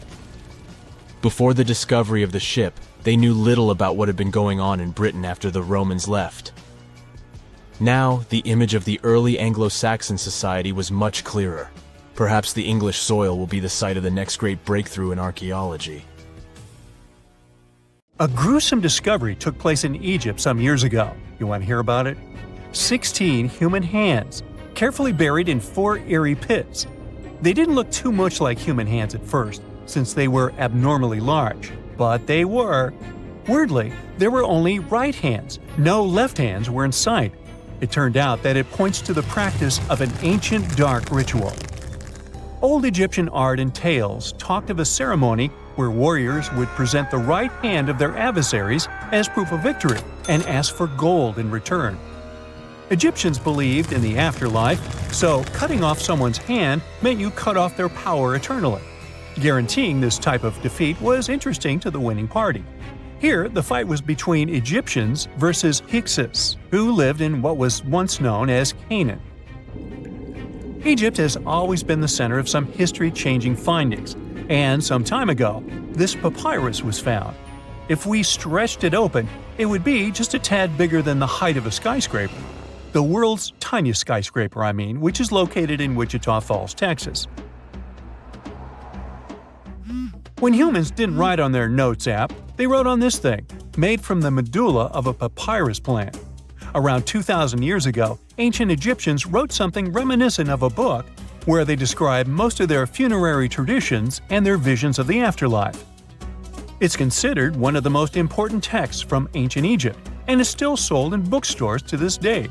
This ancient manuscript was unearthed from a chamber located just south of the Pyramid of Djoser, located in Saqqara. Oh yes, Djoser is the oldest pyramid in Egypt and not the Giza pyramids like most people think. So recently, the site of Saqqara buzzed with excited archaeologists who probably found one of Egypt's oldest complete mummies. They believe that this beautiful and well-preserved mummy was that of a wealthy man. He was discovered in a deep shaft, covered in layers of gold leaves. There are many symbols that show he was an important and wealthy man, like the band he wore on his head, the bracelet on his chest, and the fact that he was embalmed with a tunic, which was reserved for Egypt's finest. The most exciting part of the entire discovery was finding the resting place sealed with mortar, just as the ancient Egyptians had left it 4,300 years ago. Now this may sound weird, but back in 2008, archaeologists discovered a missing pyramid. Now it went missing because it deteriorated over the span of 4,000 years. Today, you can only see its base. It was a pretty important site back in ancient times. It is said that around the area of the pyramid, the ancients hosted a special type of ceremony where high priests would carry mummified remains of sacred bulls. Now, here's a fun fact. Ancient Egyptians believed that Apis bulls were earthly incarnations of the city deity of Memphis and was connected to rites of fertility. It wasn't just any Apis bull, though. They needed to be all black, with a single white mark between its horns and a bunch of very specific characteristics. They were selected by the local priests and honored until they passed away. After that, they were mummified and buried in underground galleries. Meanwhile, this missing pyramid sort of disappeared around the 1800s. It was a German archaeologist who first found it in the village of Saqqara. He called it the Headless Pyramid when he first found it.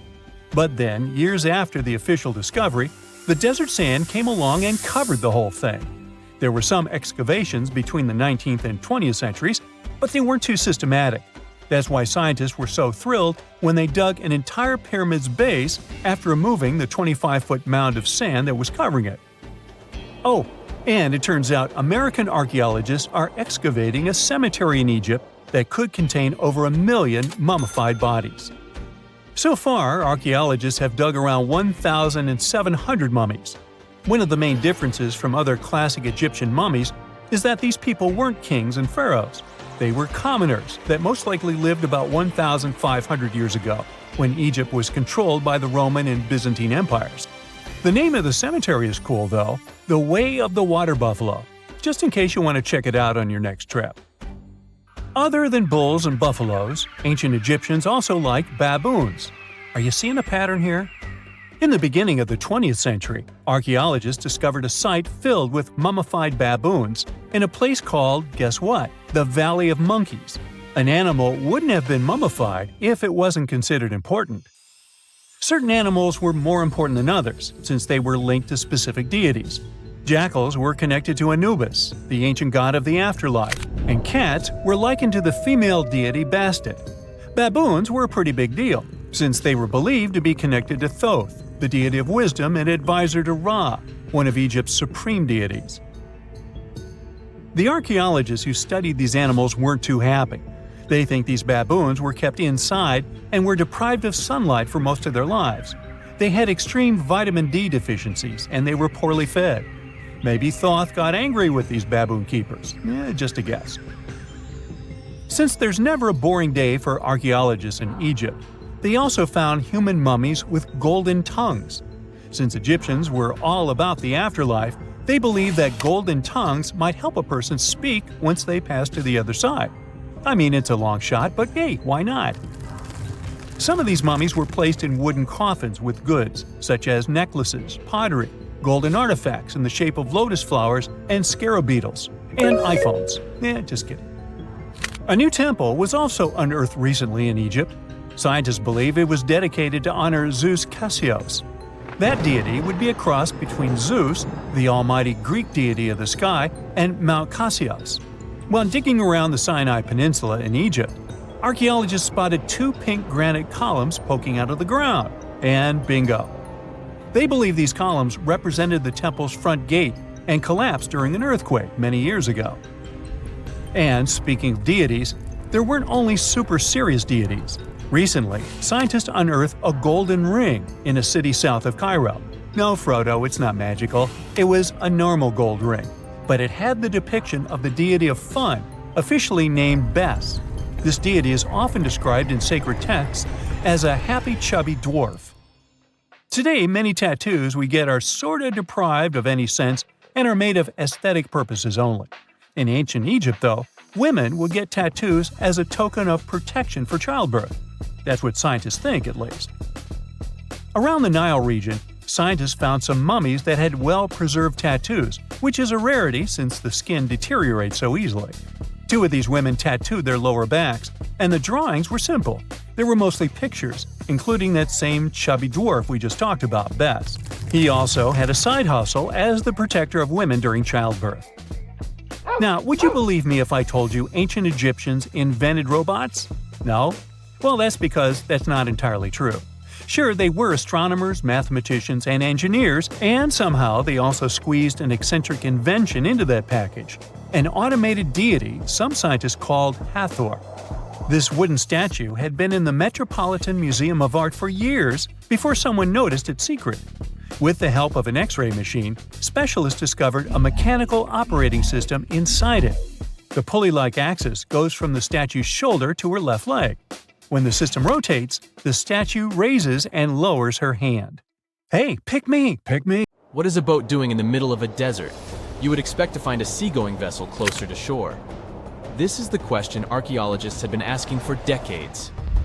In 1988, there was a storm near one of the most important archaeological sites in ancient Egypt. A wooden structure emerged from the sand. It was hollowed out by termites. Scientists were determined to solve its mystery. In 2000, they began excavating the site near Abydos, Ubidos.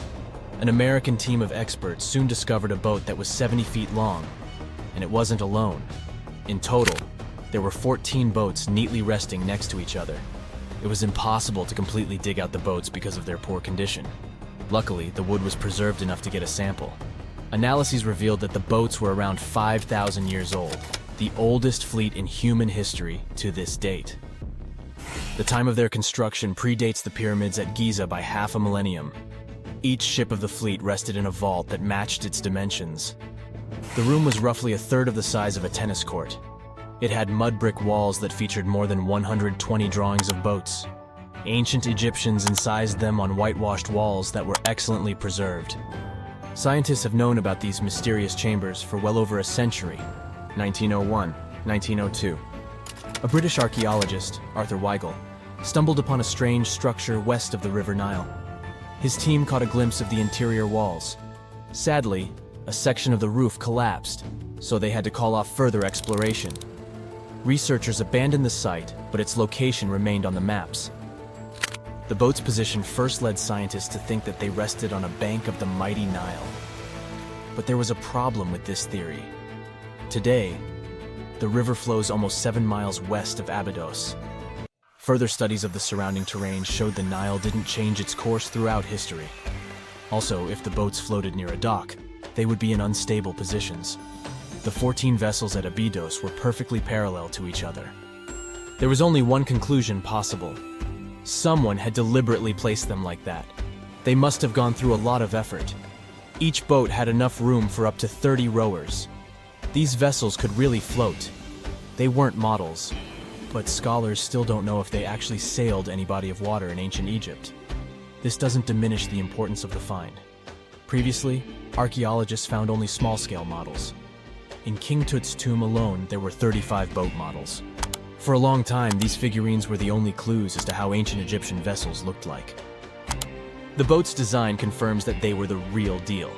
They are the earliest surviving examples of something called built boats. Ancient people constructed primitive vessels by hollowing out large tree trunks. The alternative was reed that was tied together to form a raft. The boats at Abydos had planks tied together. This was a major breakthrough in shipbuilding. During their lifetime, the boats must have seemed impressive. Timber was a valuable commodity at the time. There was no wood in the desert.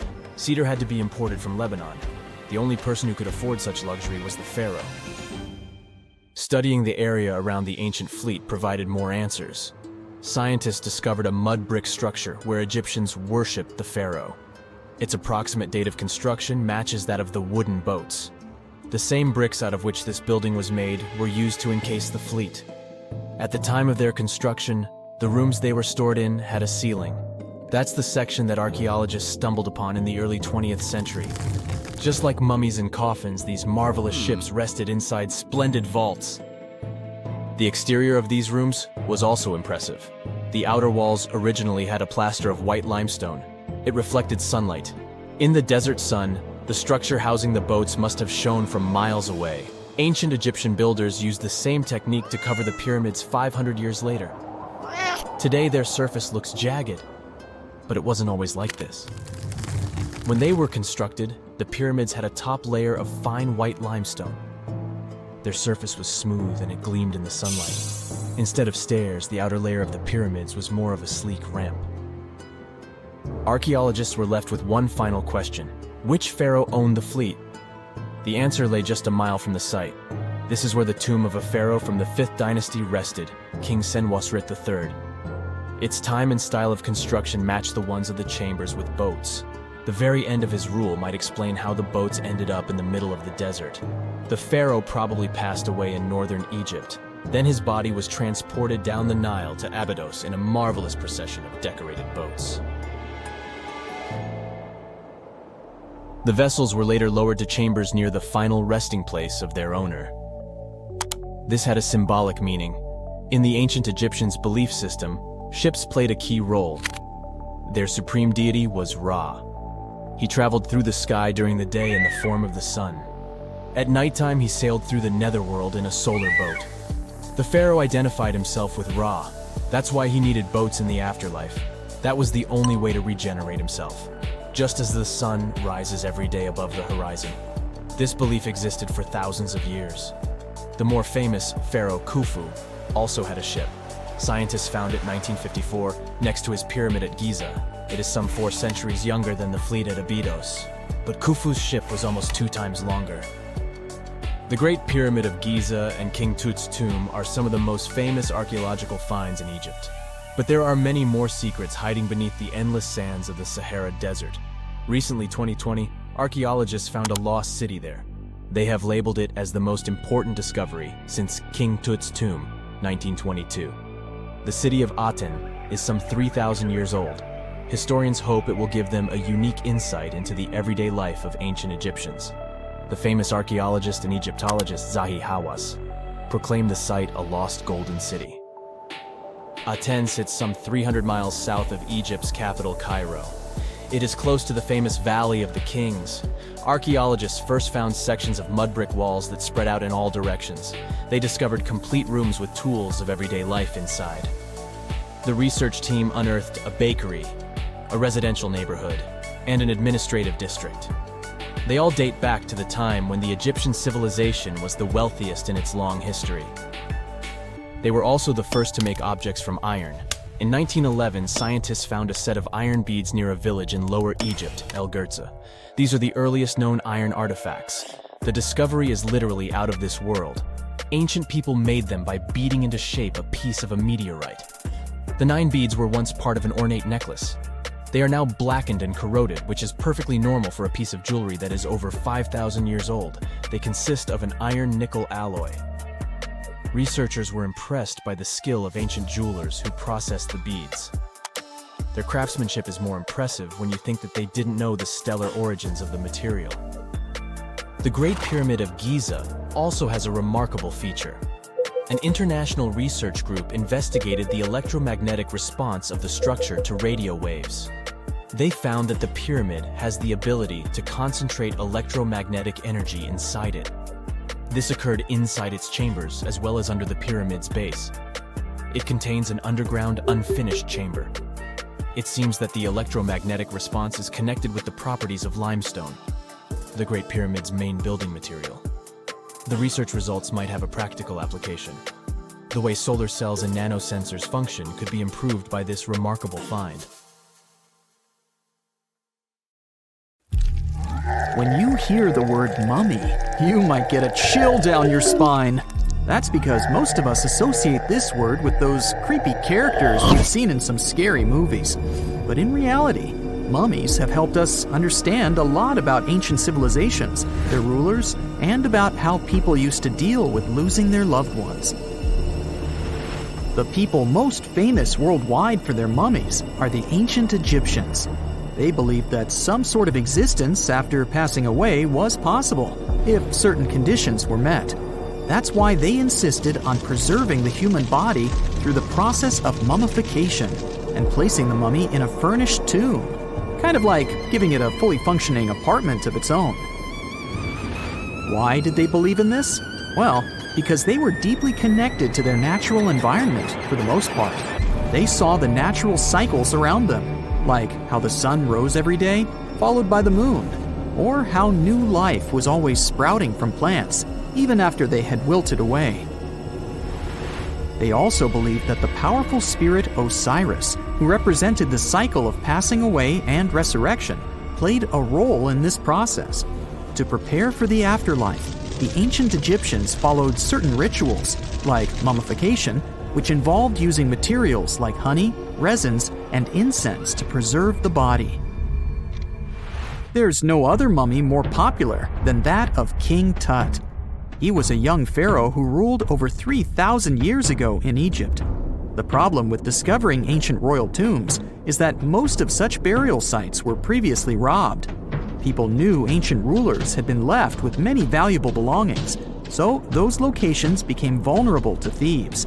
When King Tut's tomb was opened in 1922, people were excited because it had not been robbed, like many other previously discovered royal tombs. That's how well hidden it was. Inside, his mummy was encapsulated in a total of 3 coffins, including one made of gold. The objects found in his tomb showed us what ancient Egypt was like, and studying his mummy also helped us learn about the culture and practices popular at the time when he passed away. We also learned about his family by looking at his DNA. Scientists were able to discover that he had had a disease called malaria and a problem with his foot that might have made it hard for him to walk. Ramses II was another pharaoh in Egypt who ruled for 68 years, which was quite a lot back in the day. He was known for his expansion campaigns and building projects. Many objects from his time as a ruler still exist today, including a large statue of him. Ramses II was about 6 feet tall and lived to be about 90 years old. After looking at his mummy, scientists concluded that he may have had a medical condition that affected his spine.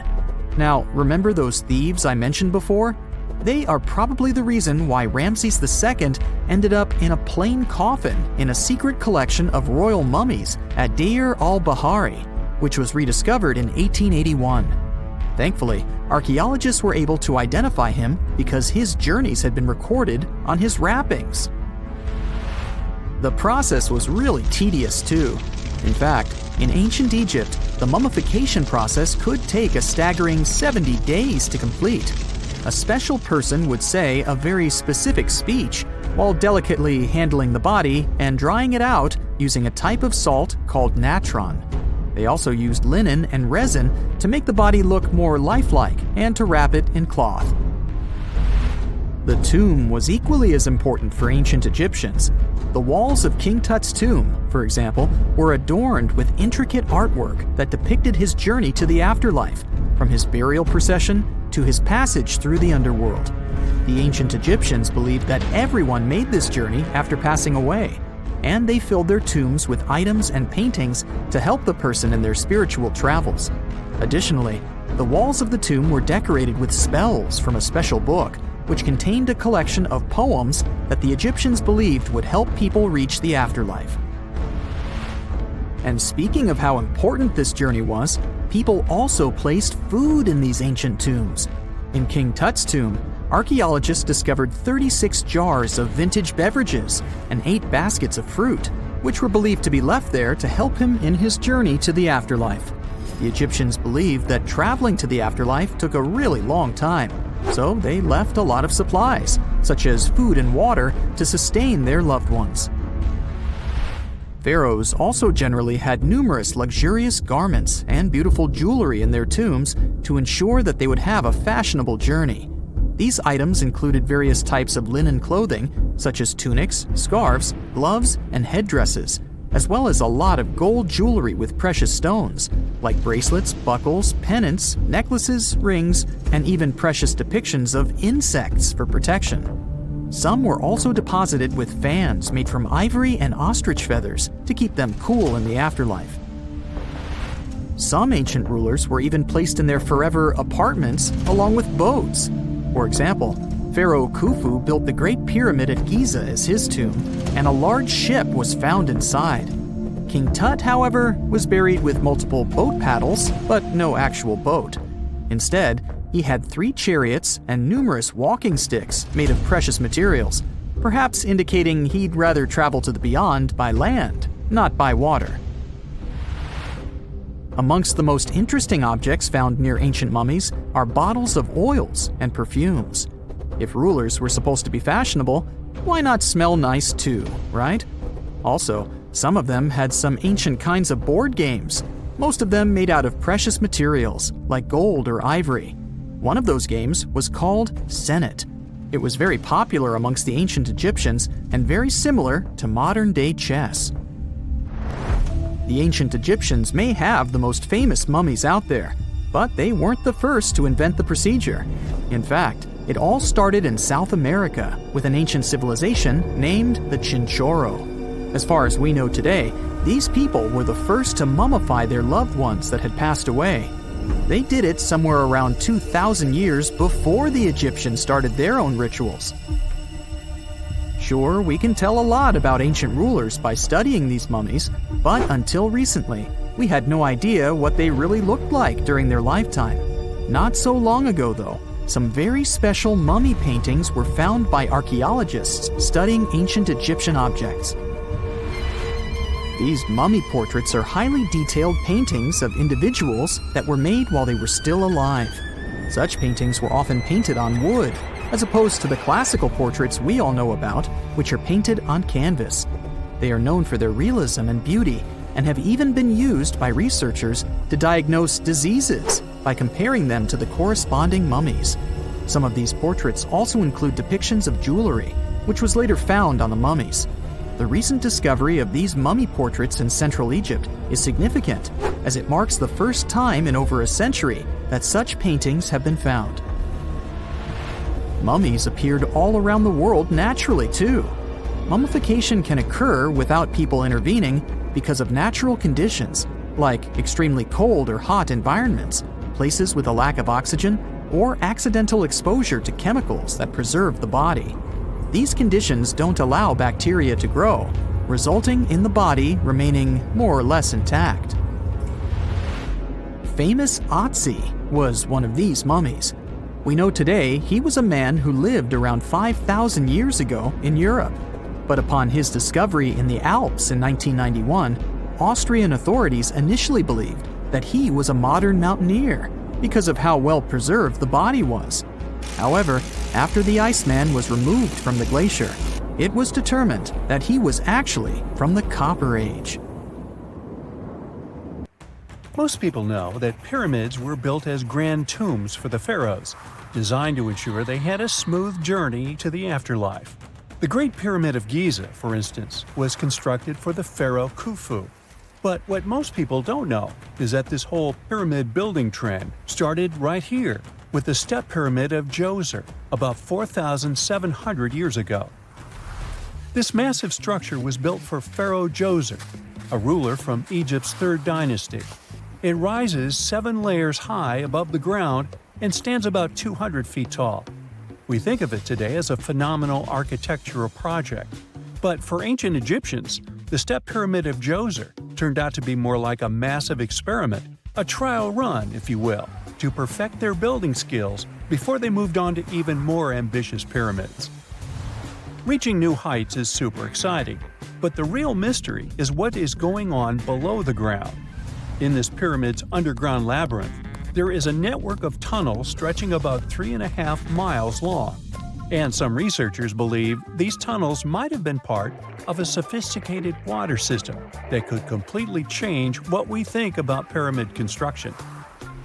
Let's talk about this massive complex located in Saqqara.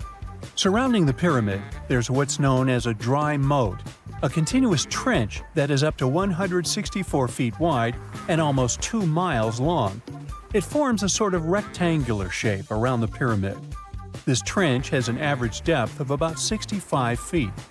Now, if you were to add up all the earth and rock they dug out to create this moat, it would be about 10 times the volume of the step pyramid itself.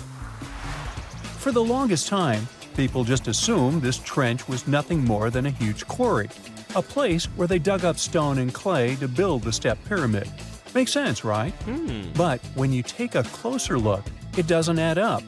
The trench is too narrow and deep to be practical for mining, and its layout doesn't match anything we know about ancient Egyptian quarrying methods. Plus, some sections of the trench are actually covered with a rocky ceiling, which would have made it nearly impossible to use as a quarry. Another theory suggests that the dry moat had some kind of spiritual significance. Maybe it was a sacred place where souls of nobles gathered to serve the late king in the afterlife. There are even niches in the walls that work as a hint at this spiritual function. But most researchers believe that this purpose likely developed much later, long after the complex was built for Djoser. So, what was the moat really designed for? In 2020, a researcher came up with a pretty intriguing idea.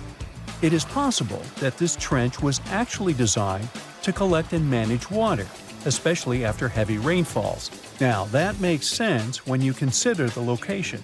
The moat sits in an area that could easily have been flooded by runoff water from nearby plains. This could also explain why the trench wasn't used for new graves until much later when the climate became drier and less prone to flooding. The story becomes even more intriguing as this trench appears to be part of a larger, more complex hydraulic system within the Djoser complex. It is like the trench has several compartments, carefully carved out of the rock and connected by tunnels. These compartments likely served as a part of a water treatment system, where water would flow from one compartment to the next, getting cleaner as it moved along. Now, here is where things start to tie into the pyramid itself. The Djoser complex has a series of underground shafts, and some researchers think that water from the moat's deep trench might have been used to power a hydraulic lift system, and this giant water-powered elevator could have been used to raise the heavy stones needed to build the pyramid. It worked like a volcano, but instead of lava, water did the heavy lifting. Imagine a big deep hole in the ground at the center of the pyramid site. Inside this hole, there was a huge wooden platform, kind of like a giant raft that could move up and down. When the workers wanted to lift a heavy stone, they would fill the hole with water. As the water rose, the wooden platform started to float up, carrying the stone with it, almost like a giant water-powered elevator. When the stone reached the right height, the workers slid it off the platform and onto the pyramid. The idea is that water from the deep trench, after being cleaned and filtered, would flow into these shafts. A massive float, possibly made of wood, would then rise as the water filled the shaft, lifting the stones up to where they were needed for construction. Once the stone was in place, they'd let the water out, lowering the platform back down to the bottom, ready to lift the next stone. This fancy hydraulic lift system could have been a game changer, making the whole building process a lot faster and more efficient without using a lot of workforce. It is like the ancient Egyptians were already embracing the whole idea of work smarter, not harder. But of course, not everyone is on board with this theory. Some experts argue that the area where the step pyramid of Djoser was built couldn't have held enough water from occasional rains to maintain such a fancy hydraulic system. The main theory suggests that, in the past, there might have been some kind of lake nearby that would have filled up after a period of rain, and this lake could have supplied water to the complex's hydraulic system. But there is no mention of such a lake in any ancient Egyptian writings, so it might be more of a what-if situation than a reality. And then there's the issue of the hard work itself. Remember when I said this method could have allowed the ancient builders to raise stones with far less effort? Well, that might not be entirely true. According to some experts, just building this hydraulic device would have required a lot more heavy work than simply moving the stone blocks using good old-fashioned manpower. And let's not forget, the step pyramid of Djoser is like a baby pyramid compared to those that came later. The stones used for Djoser's pyramid weighed, on average, about 660 pounds each, which is nothing compared to the more than 2.5-ton blocks used later for the pyramid of Chephren. If this cool water lift theory gets completely ruled out, we still need to explain how this pyramid was built in the first place. To answer that, we need to rewind a bit and talk about the original plans. See, before Djoser's tomb became a pyramid, the idea was to construct a simple mastaba. This type of tomb was pretty common in earlier periods, a flat-roofed, rectangular structure with sloping sides.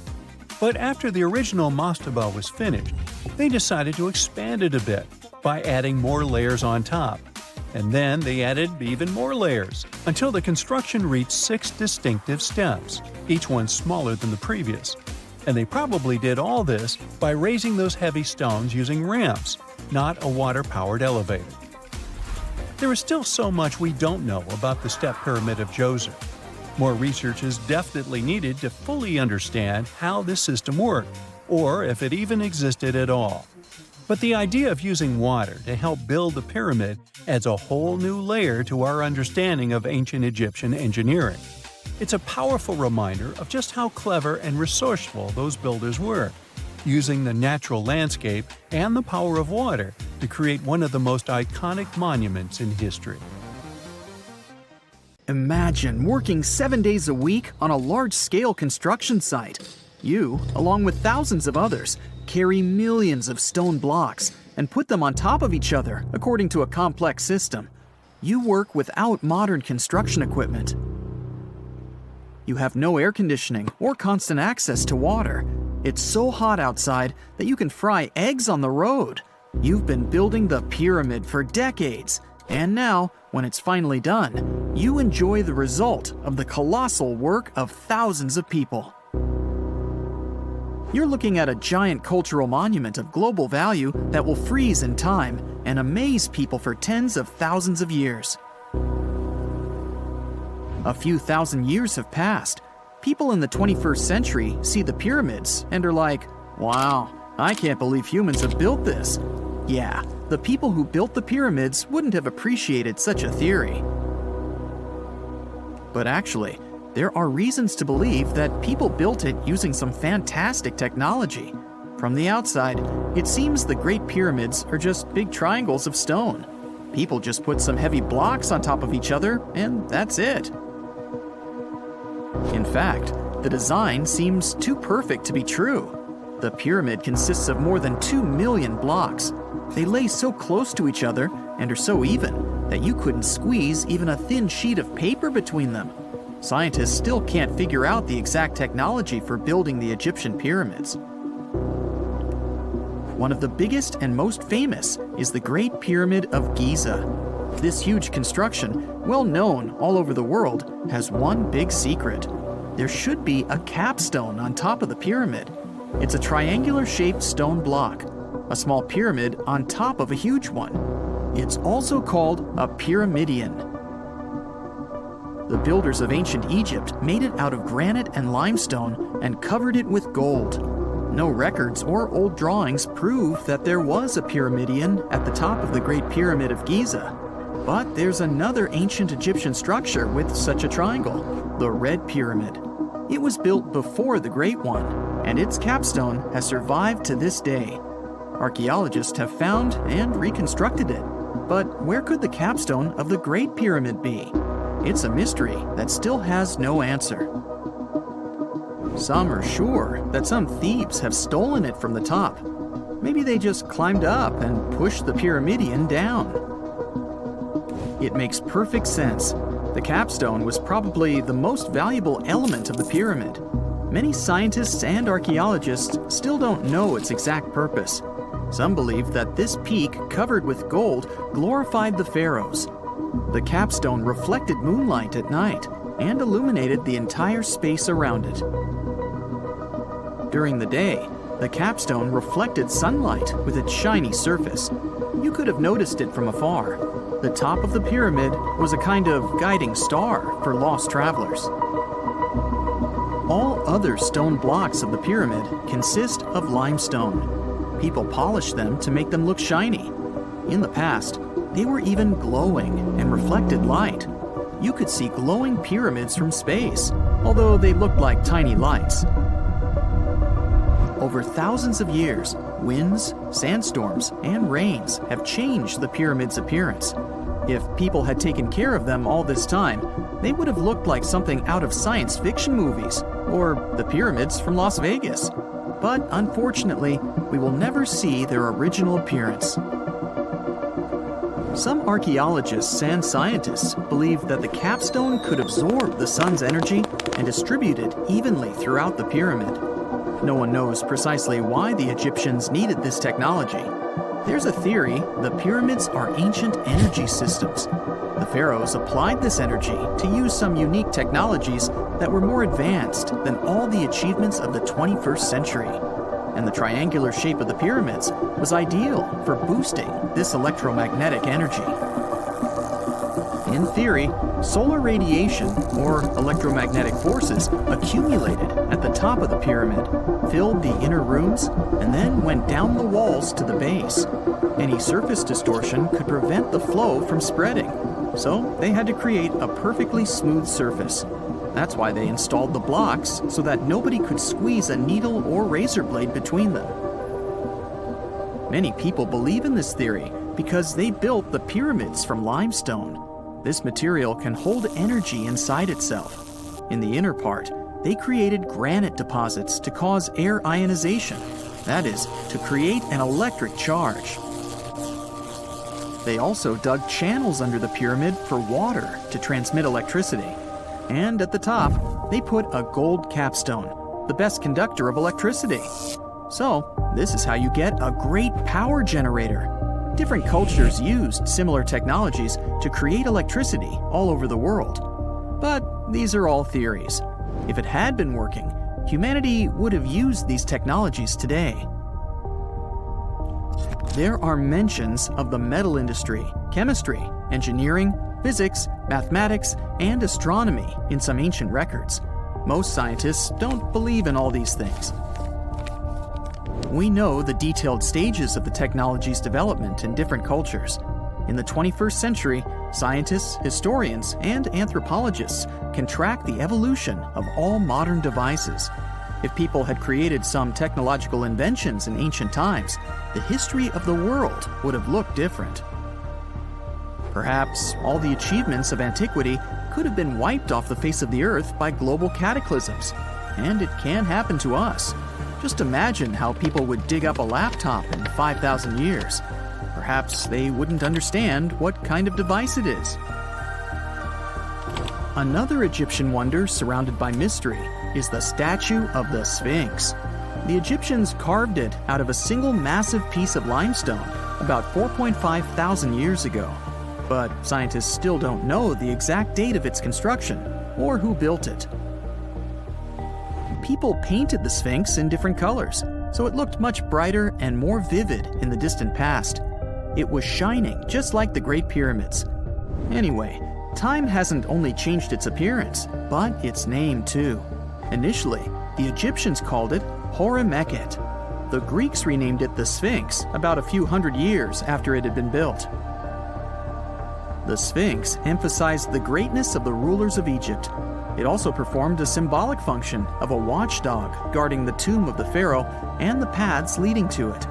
This version sounds realistic, since archaeologists have discovered many secret entrances at the foot of the Sphinx. Perhaps these rooms and intricate tunnels lead to underground halls with treasures. And treasures don't always mean gold and jewelry. According to legends and theories, the Sphinx guards the Hall of Records, the storage of all humankind's knowledge. The information about the ancient mythical state of Atlantis could be there. You can find many detailed maps of the internal dungeons of the Sphinx on the internet. They show structures 12 stories deep under the statue. It looks like a small city filled with gold, scrolls of knowledge, and various ancient artifacts. But don't believe all these maps. These are just theories. Several thousand years have passed, but people have very little information about it. Archaeologists know that there are still many strange and exciting things about the Sphinx that are still undiscovered. Some locals are afraid to research because they believe they can awaken something terrible from the underground depths. Therefore, it's mostly scientists from other countries who conduct the excavations. In 1998, scientists discovered strange tunnels leading to empty rooms under the Sphinx. They realized that some people tried to get there through tunnels in the past, and maybe those people took all the treasures that were there. One of the legends says that some powerful artifact lays beneath the Sphinx. Its technology can change the whole world, but the locals are hiding it because it can damage the planet. Some believe that you can find evidence of unknown technologies painted on the granite walls in the pharaohs' tombs. But most likely, these paintings and signs tell us the myths and legends of ancient Egypt. But what if Egyptian symbols and drawings are detailed instructions for using ancient technologies? What if the locals that lived at that time thought, people in the future won't be able to get energy themselves. Let's leave some detailed instructions for them. Anyway, there are many riddles and theories. In reality, the search for answers is a dangerous undertaking, since it's not easy to get into the underground halls. Excavations can ruin the structure of the entire Sphinx. Any person inside the tunnels may get lost and never be able to find their way back. Besides, it costs a lot of money. Now, what would be awesome is if people could invent some device that could scan underground areas and show their detailed models. Before we get into the reason why and how there are pyramids all around the world, let's talk about some of the examples. I'll start with the Pyramid of the Sun in Mexico. These folks really knew how to build a city.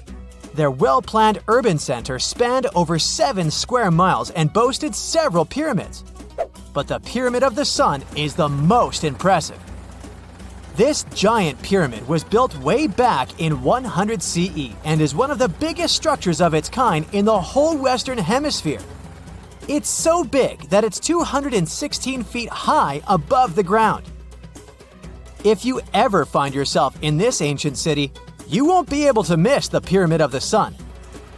It's right there on the east side of the Avenue of the Dead, the city's main north-south street. To build this incredible pyramid, around 1 million cubic yards of material were used, including a special kind of red volcanic rock called hued tizontle. Impressive, huh? We don't know too much about the people who built the Pyramid of the Sun or its purpose. But archaeologists believe there was once a temple on top of it. When explorers went below the pyramid in the 1970s, they found a bunch of cool tunnels and chambers. In 2011, they even found a secret stash of clay pots, obsidian pieces, animal bones, human figurines, and a mask. Who knows what other secrets the pyramid is hiding? If you decide to see this one, you must climb the pyramid using the 248 uneven steps on the west side. Watch your step. Sudan got some pyramids too. Nubian pyramids aren't as big as the ones in Egypt, but they still got around 200 of them. These ancient pyramids have been home to the tombs of the pharaohs of the Meroitic Kingdom for almost 1,000 years, who ruled Egypt from Nubia to the Mediterranean Sea. The pyramids at Meroe were constructed using granite and reddish sandstone. Oh, and did you know that Sudan has more ancient pyramids than Egypt? The Kushite pyramids depict the indigenous architecture and burial traditions of Nubia's Napata and Meroe kingdoms, which ancient Egypt influenced. Meroe, the burial site of over 40 queens and kings, is the most extensive Nubian pyramid site. The tomb walls depict mummified royals bedecked in jewelry, their wooden caskets containing bows, quivers of arrows, and other artifacts pointing to the Meroitic relationship and trade with Egyptian and Greek civilizations. So if you're looking for some ancient tombs to explore, you may consider skipping the crowds in Egypt and heading on down to Sudan. Let's fly to Iraq to see some more pyramids. Ziggurats have fancy receding layers and tiered temples. Instead of a smooth exterior, it has tiers like a cake, perfect for all the important work and rituals that went on inside. You can find these towering structures scattered throughout Iraq and Iran, and they're a real testament to the power and skills of the people who built them. One of the biggest and most impressive ziggurats is the ziggurat at Ur. It's basically a giant rectangular pyramid that stands a whopping 70 to 100 feet tall, with 3 levels of terraces and a temple on top. Can you imagine how many baked bricks it took to build that thing? Try 720,000 for just the lower portion. This particular ziggurat was built for Sumerian king Ur-Nammu. Similar to other ones, this pyramid has been around for thousands of years, so it got a little rough around the edges. Thankfully, the Babylonian king Nebuchadnezzar II and some archaeologists came to the rescue in the 6th and 20th centuries respectively, and now you can find this near Talil Air Base. The ziggurat at Ur was built in 2100 BCE by King Ur-Nammu for the moon deity Nana. It was the tallest building in the city, and you could see it from miles around. It was like the medieval cathedral spire of its day. People would come here to bring their agricultural surplus and get their food allotments and seek spiritual nourishment. Sadly, the Nana temple at the top of the ziggurat didn't survive, but we do have some blue glazed bricks that may have been part of its decoration. The lower parts of the ziggurat are pretty amazing though. The architects even included holes in the temple's baked exterior to let the water evaporate from its core. Since we explored some of the pyramids on our planet, let's take a broader perspective. They can be found in many parts of the world. Egypt has over 100 pyramids, double that number in Sudan, and dozens of others are scattered in the Middle East and China. The Americas have the most pyramids in total, with more pyramids than the rest of the world combined. These pyramids are located in Mexico, Guatemala, Honduras, and El Salvador. Time to know more about the evolution of pyramids through history. The oldest pyramid is in Egypt.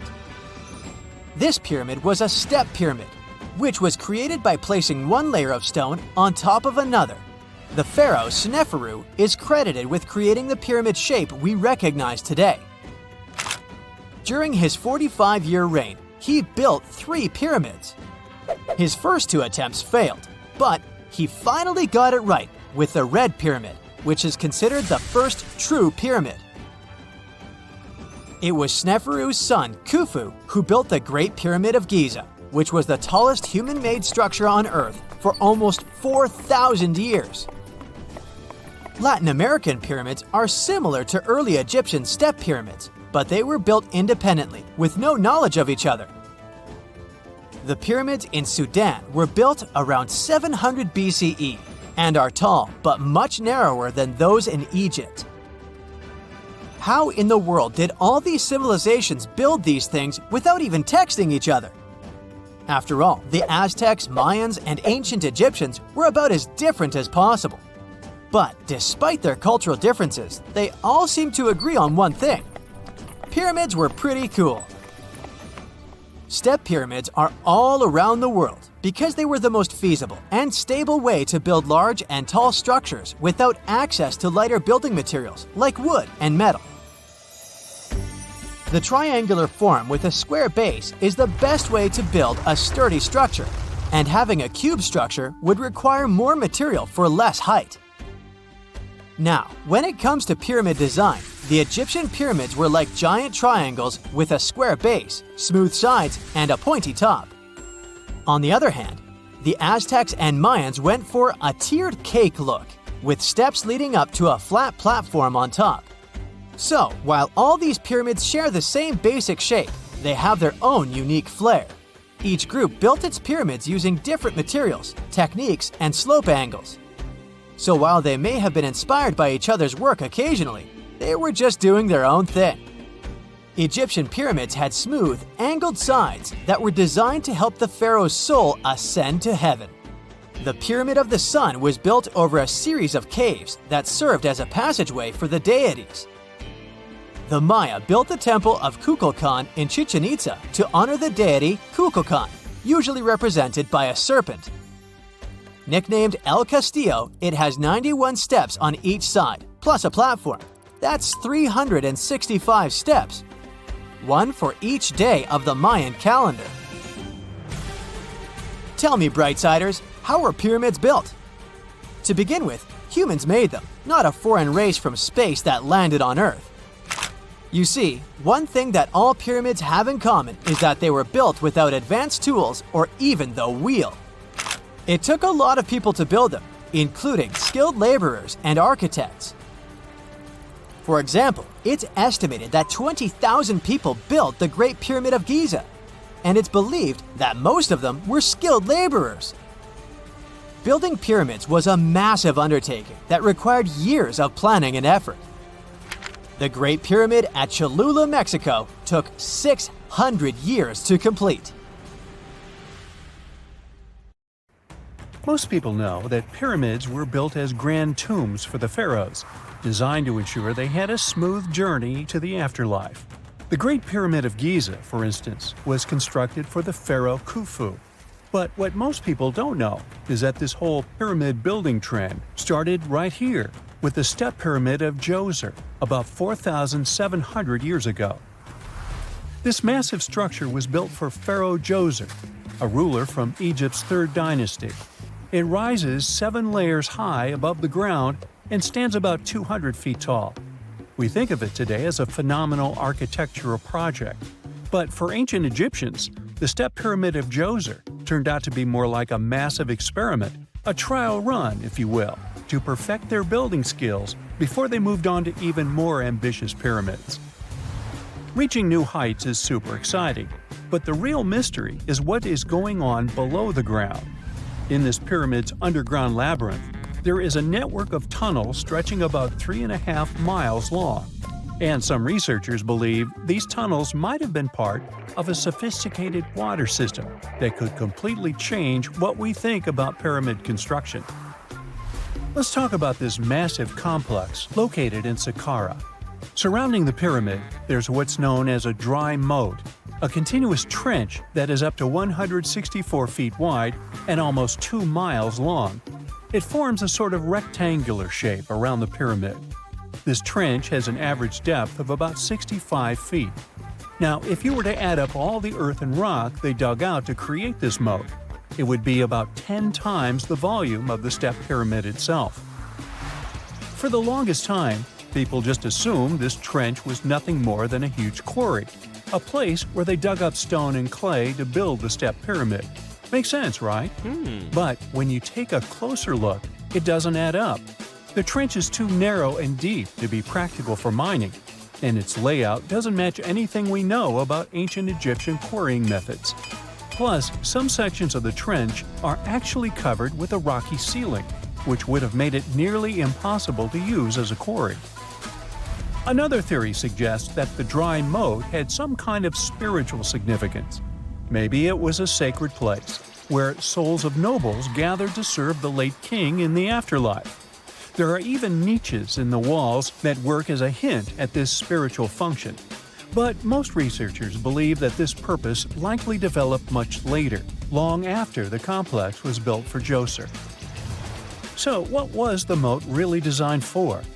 In 2020, a researcher came up with a pretty intriguing idea. It is possible that this trench was actually designed to collect and manage water, especially after heavy rainfalls. Now, that makes sense when you consider the location. The moat sits in an area that could easily have been flooded by runoff water from nearby plains. This could also explain why the trench wasn't used for new graves until much later when the climate became drier and less prone to flooding. The story becomes even more intriguing, as this trench appears to be part of a larger, more complex hydraulic system within the Djoser complex. It is like the trench has several compartments, carefully carved out of the rock and connected by tunnels. These compartments likely served as a part of a water treatment system, where water would flow from one compartment to the next, getting cleaner as it moved along. Now, here is where things start to tie into the pyramid itself. The Djoser complex has a series of underground shafts, and some researchers think that water from the moat's deep trench might have been used to power a hydraulic lift system, and this giant water-powered elevator could have been used to raise the heavy stones needed to build the pyramid. It worked like a volcano, but instead of lava, water did the heavy lifting. Imagine a big deep hole in the ground at the center of the pyramid site. Inside this hole, there was a huge wooden platform, kind of like a giant raft that could move up and down. When the workers wanted to lift a heavy stone, they would fill the hole with water. As the water rose, the wooden platform started to float up, carrying the stone with it, almost like a giant water-powered elevator. When the stone reached the right height, the workers slid it off the platform and onto the pyramid. The idea is that water from the deep trench, after being cleaned and filtered, would flow into these shafts. A massive float, possibly made of wood, would then rise as the water filled the shaft, lifting the stones up to where they were needed for construction. Once the stone was in place, they'd let the water out, lowering the platform back down to the bottom, ready to lift the next stone. This fancy hydraulic lift system could have been a game changer, making the whole building process a lot faster and more efficient without using a lot of workforce. It is like the ancient Egyptians were already embracing the whole idea of work smarter, not harder. But of course, not everyone is on board with this theory.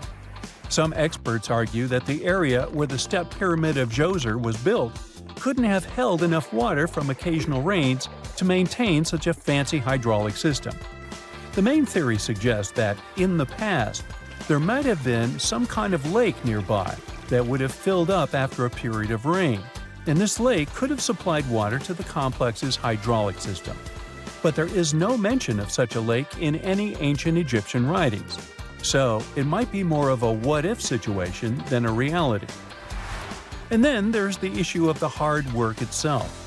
Remember when I said this method could have allowed the ancient builders to raise stones with far less effort? Well, that might not be entirely true. According to some experts, just building this hydraulic device would have required a lot more heavy work than simply moving the stone blocks using good old-fashioned manpower.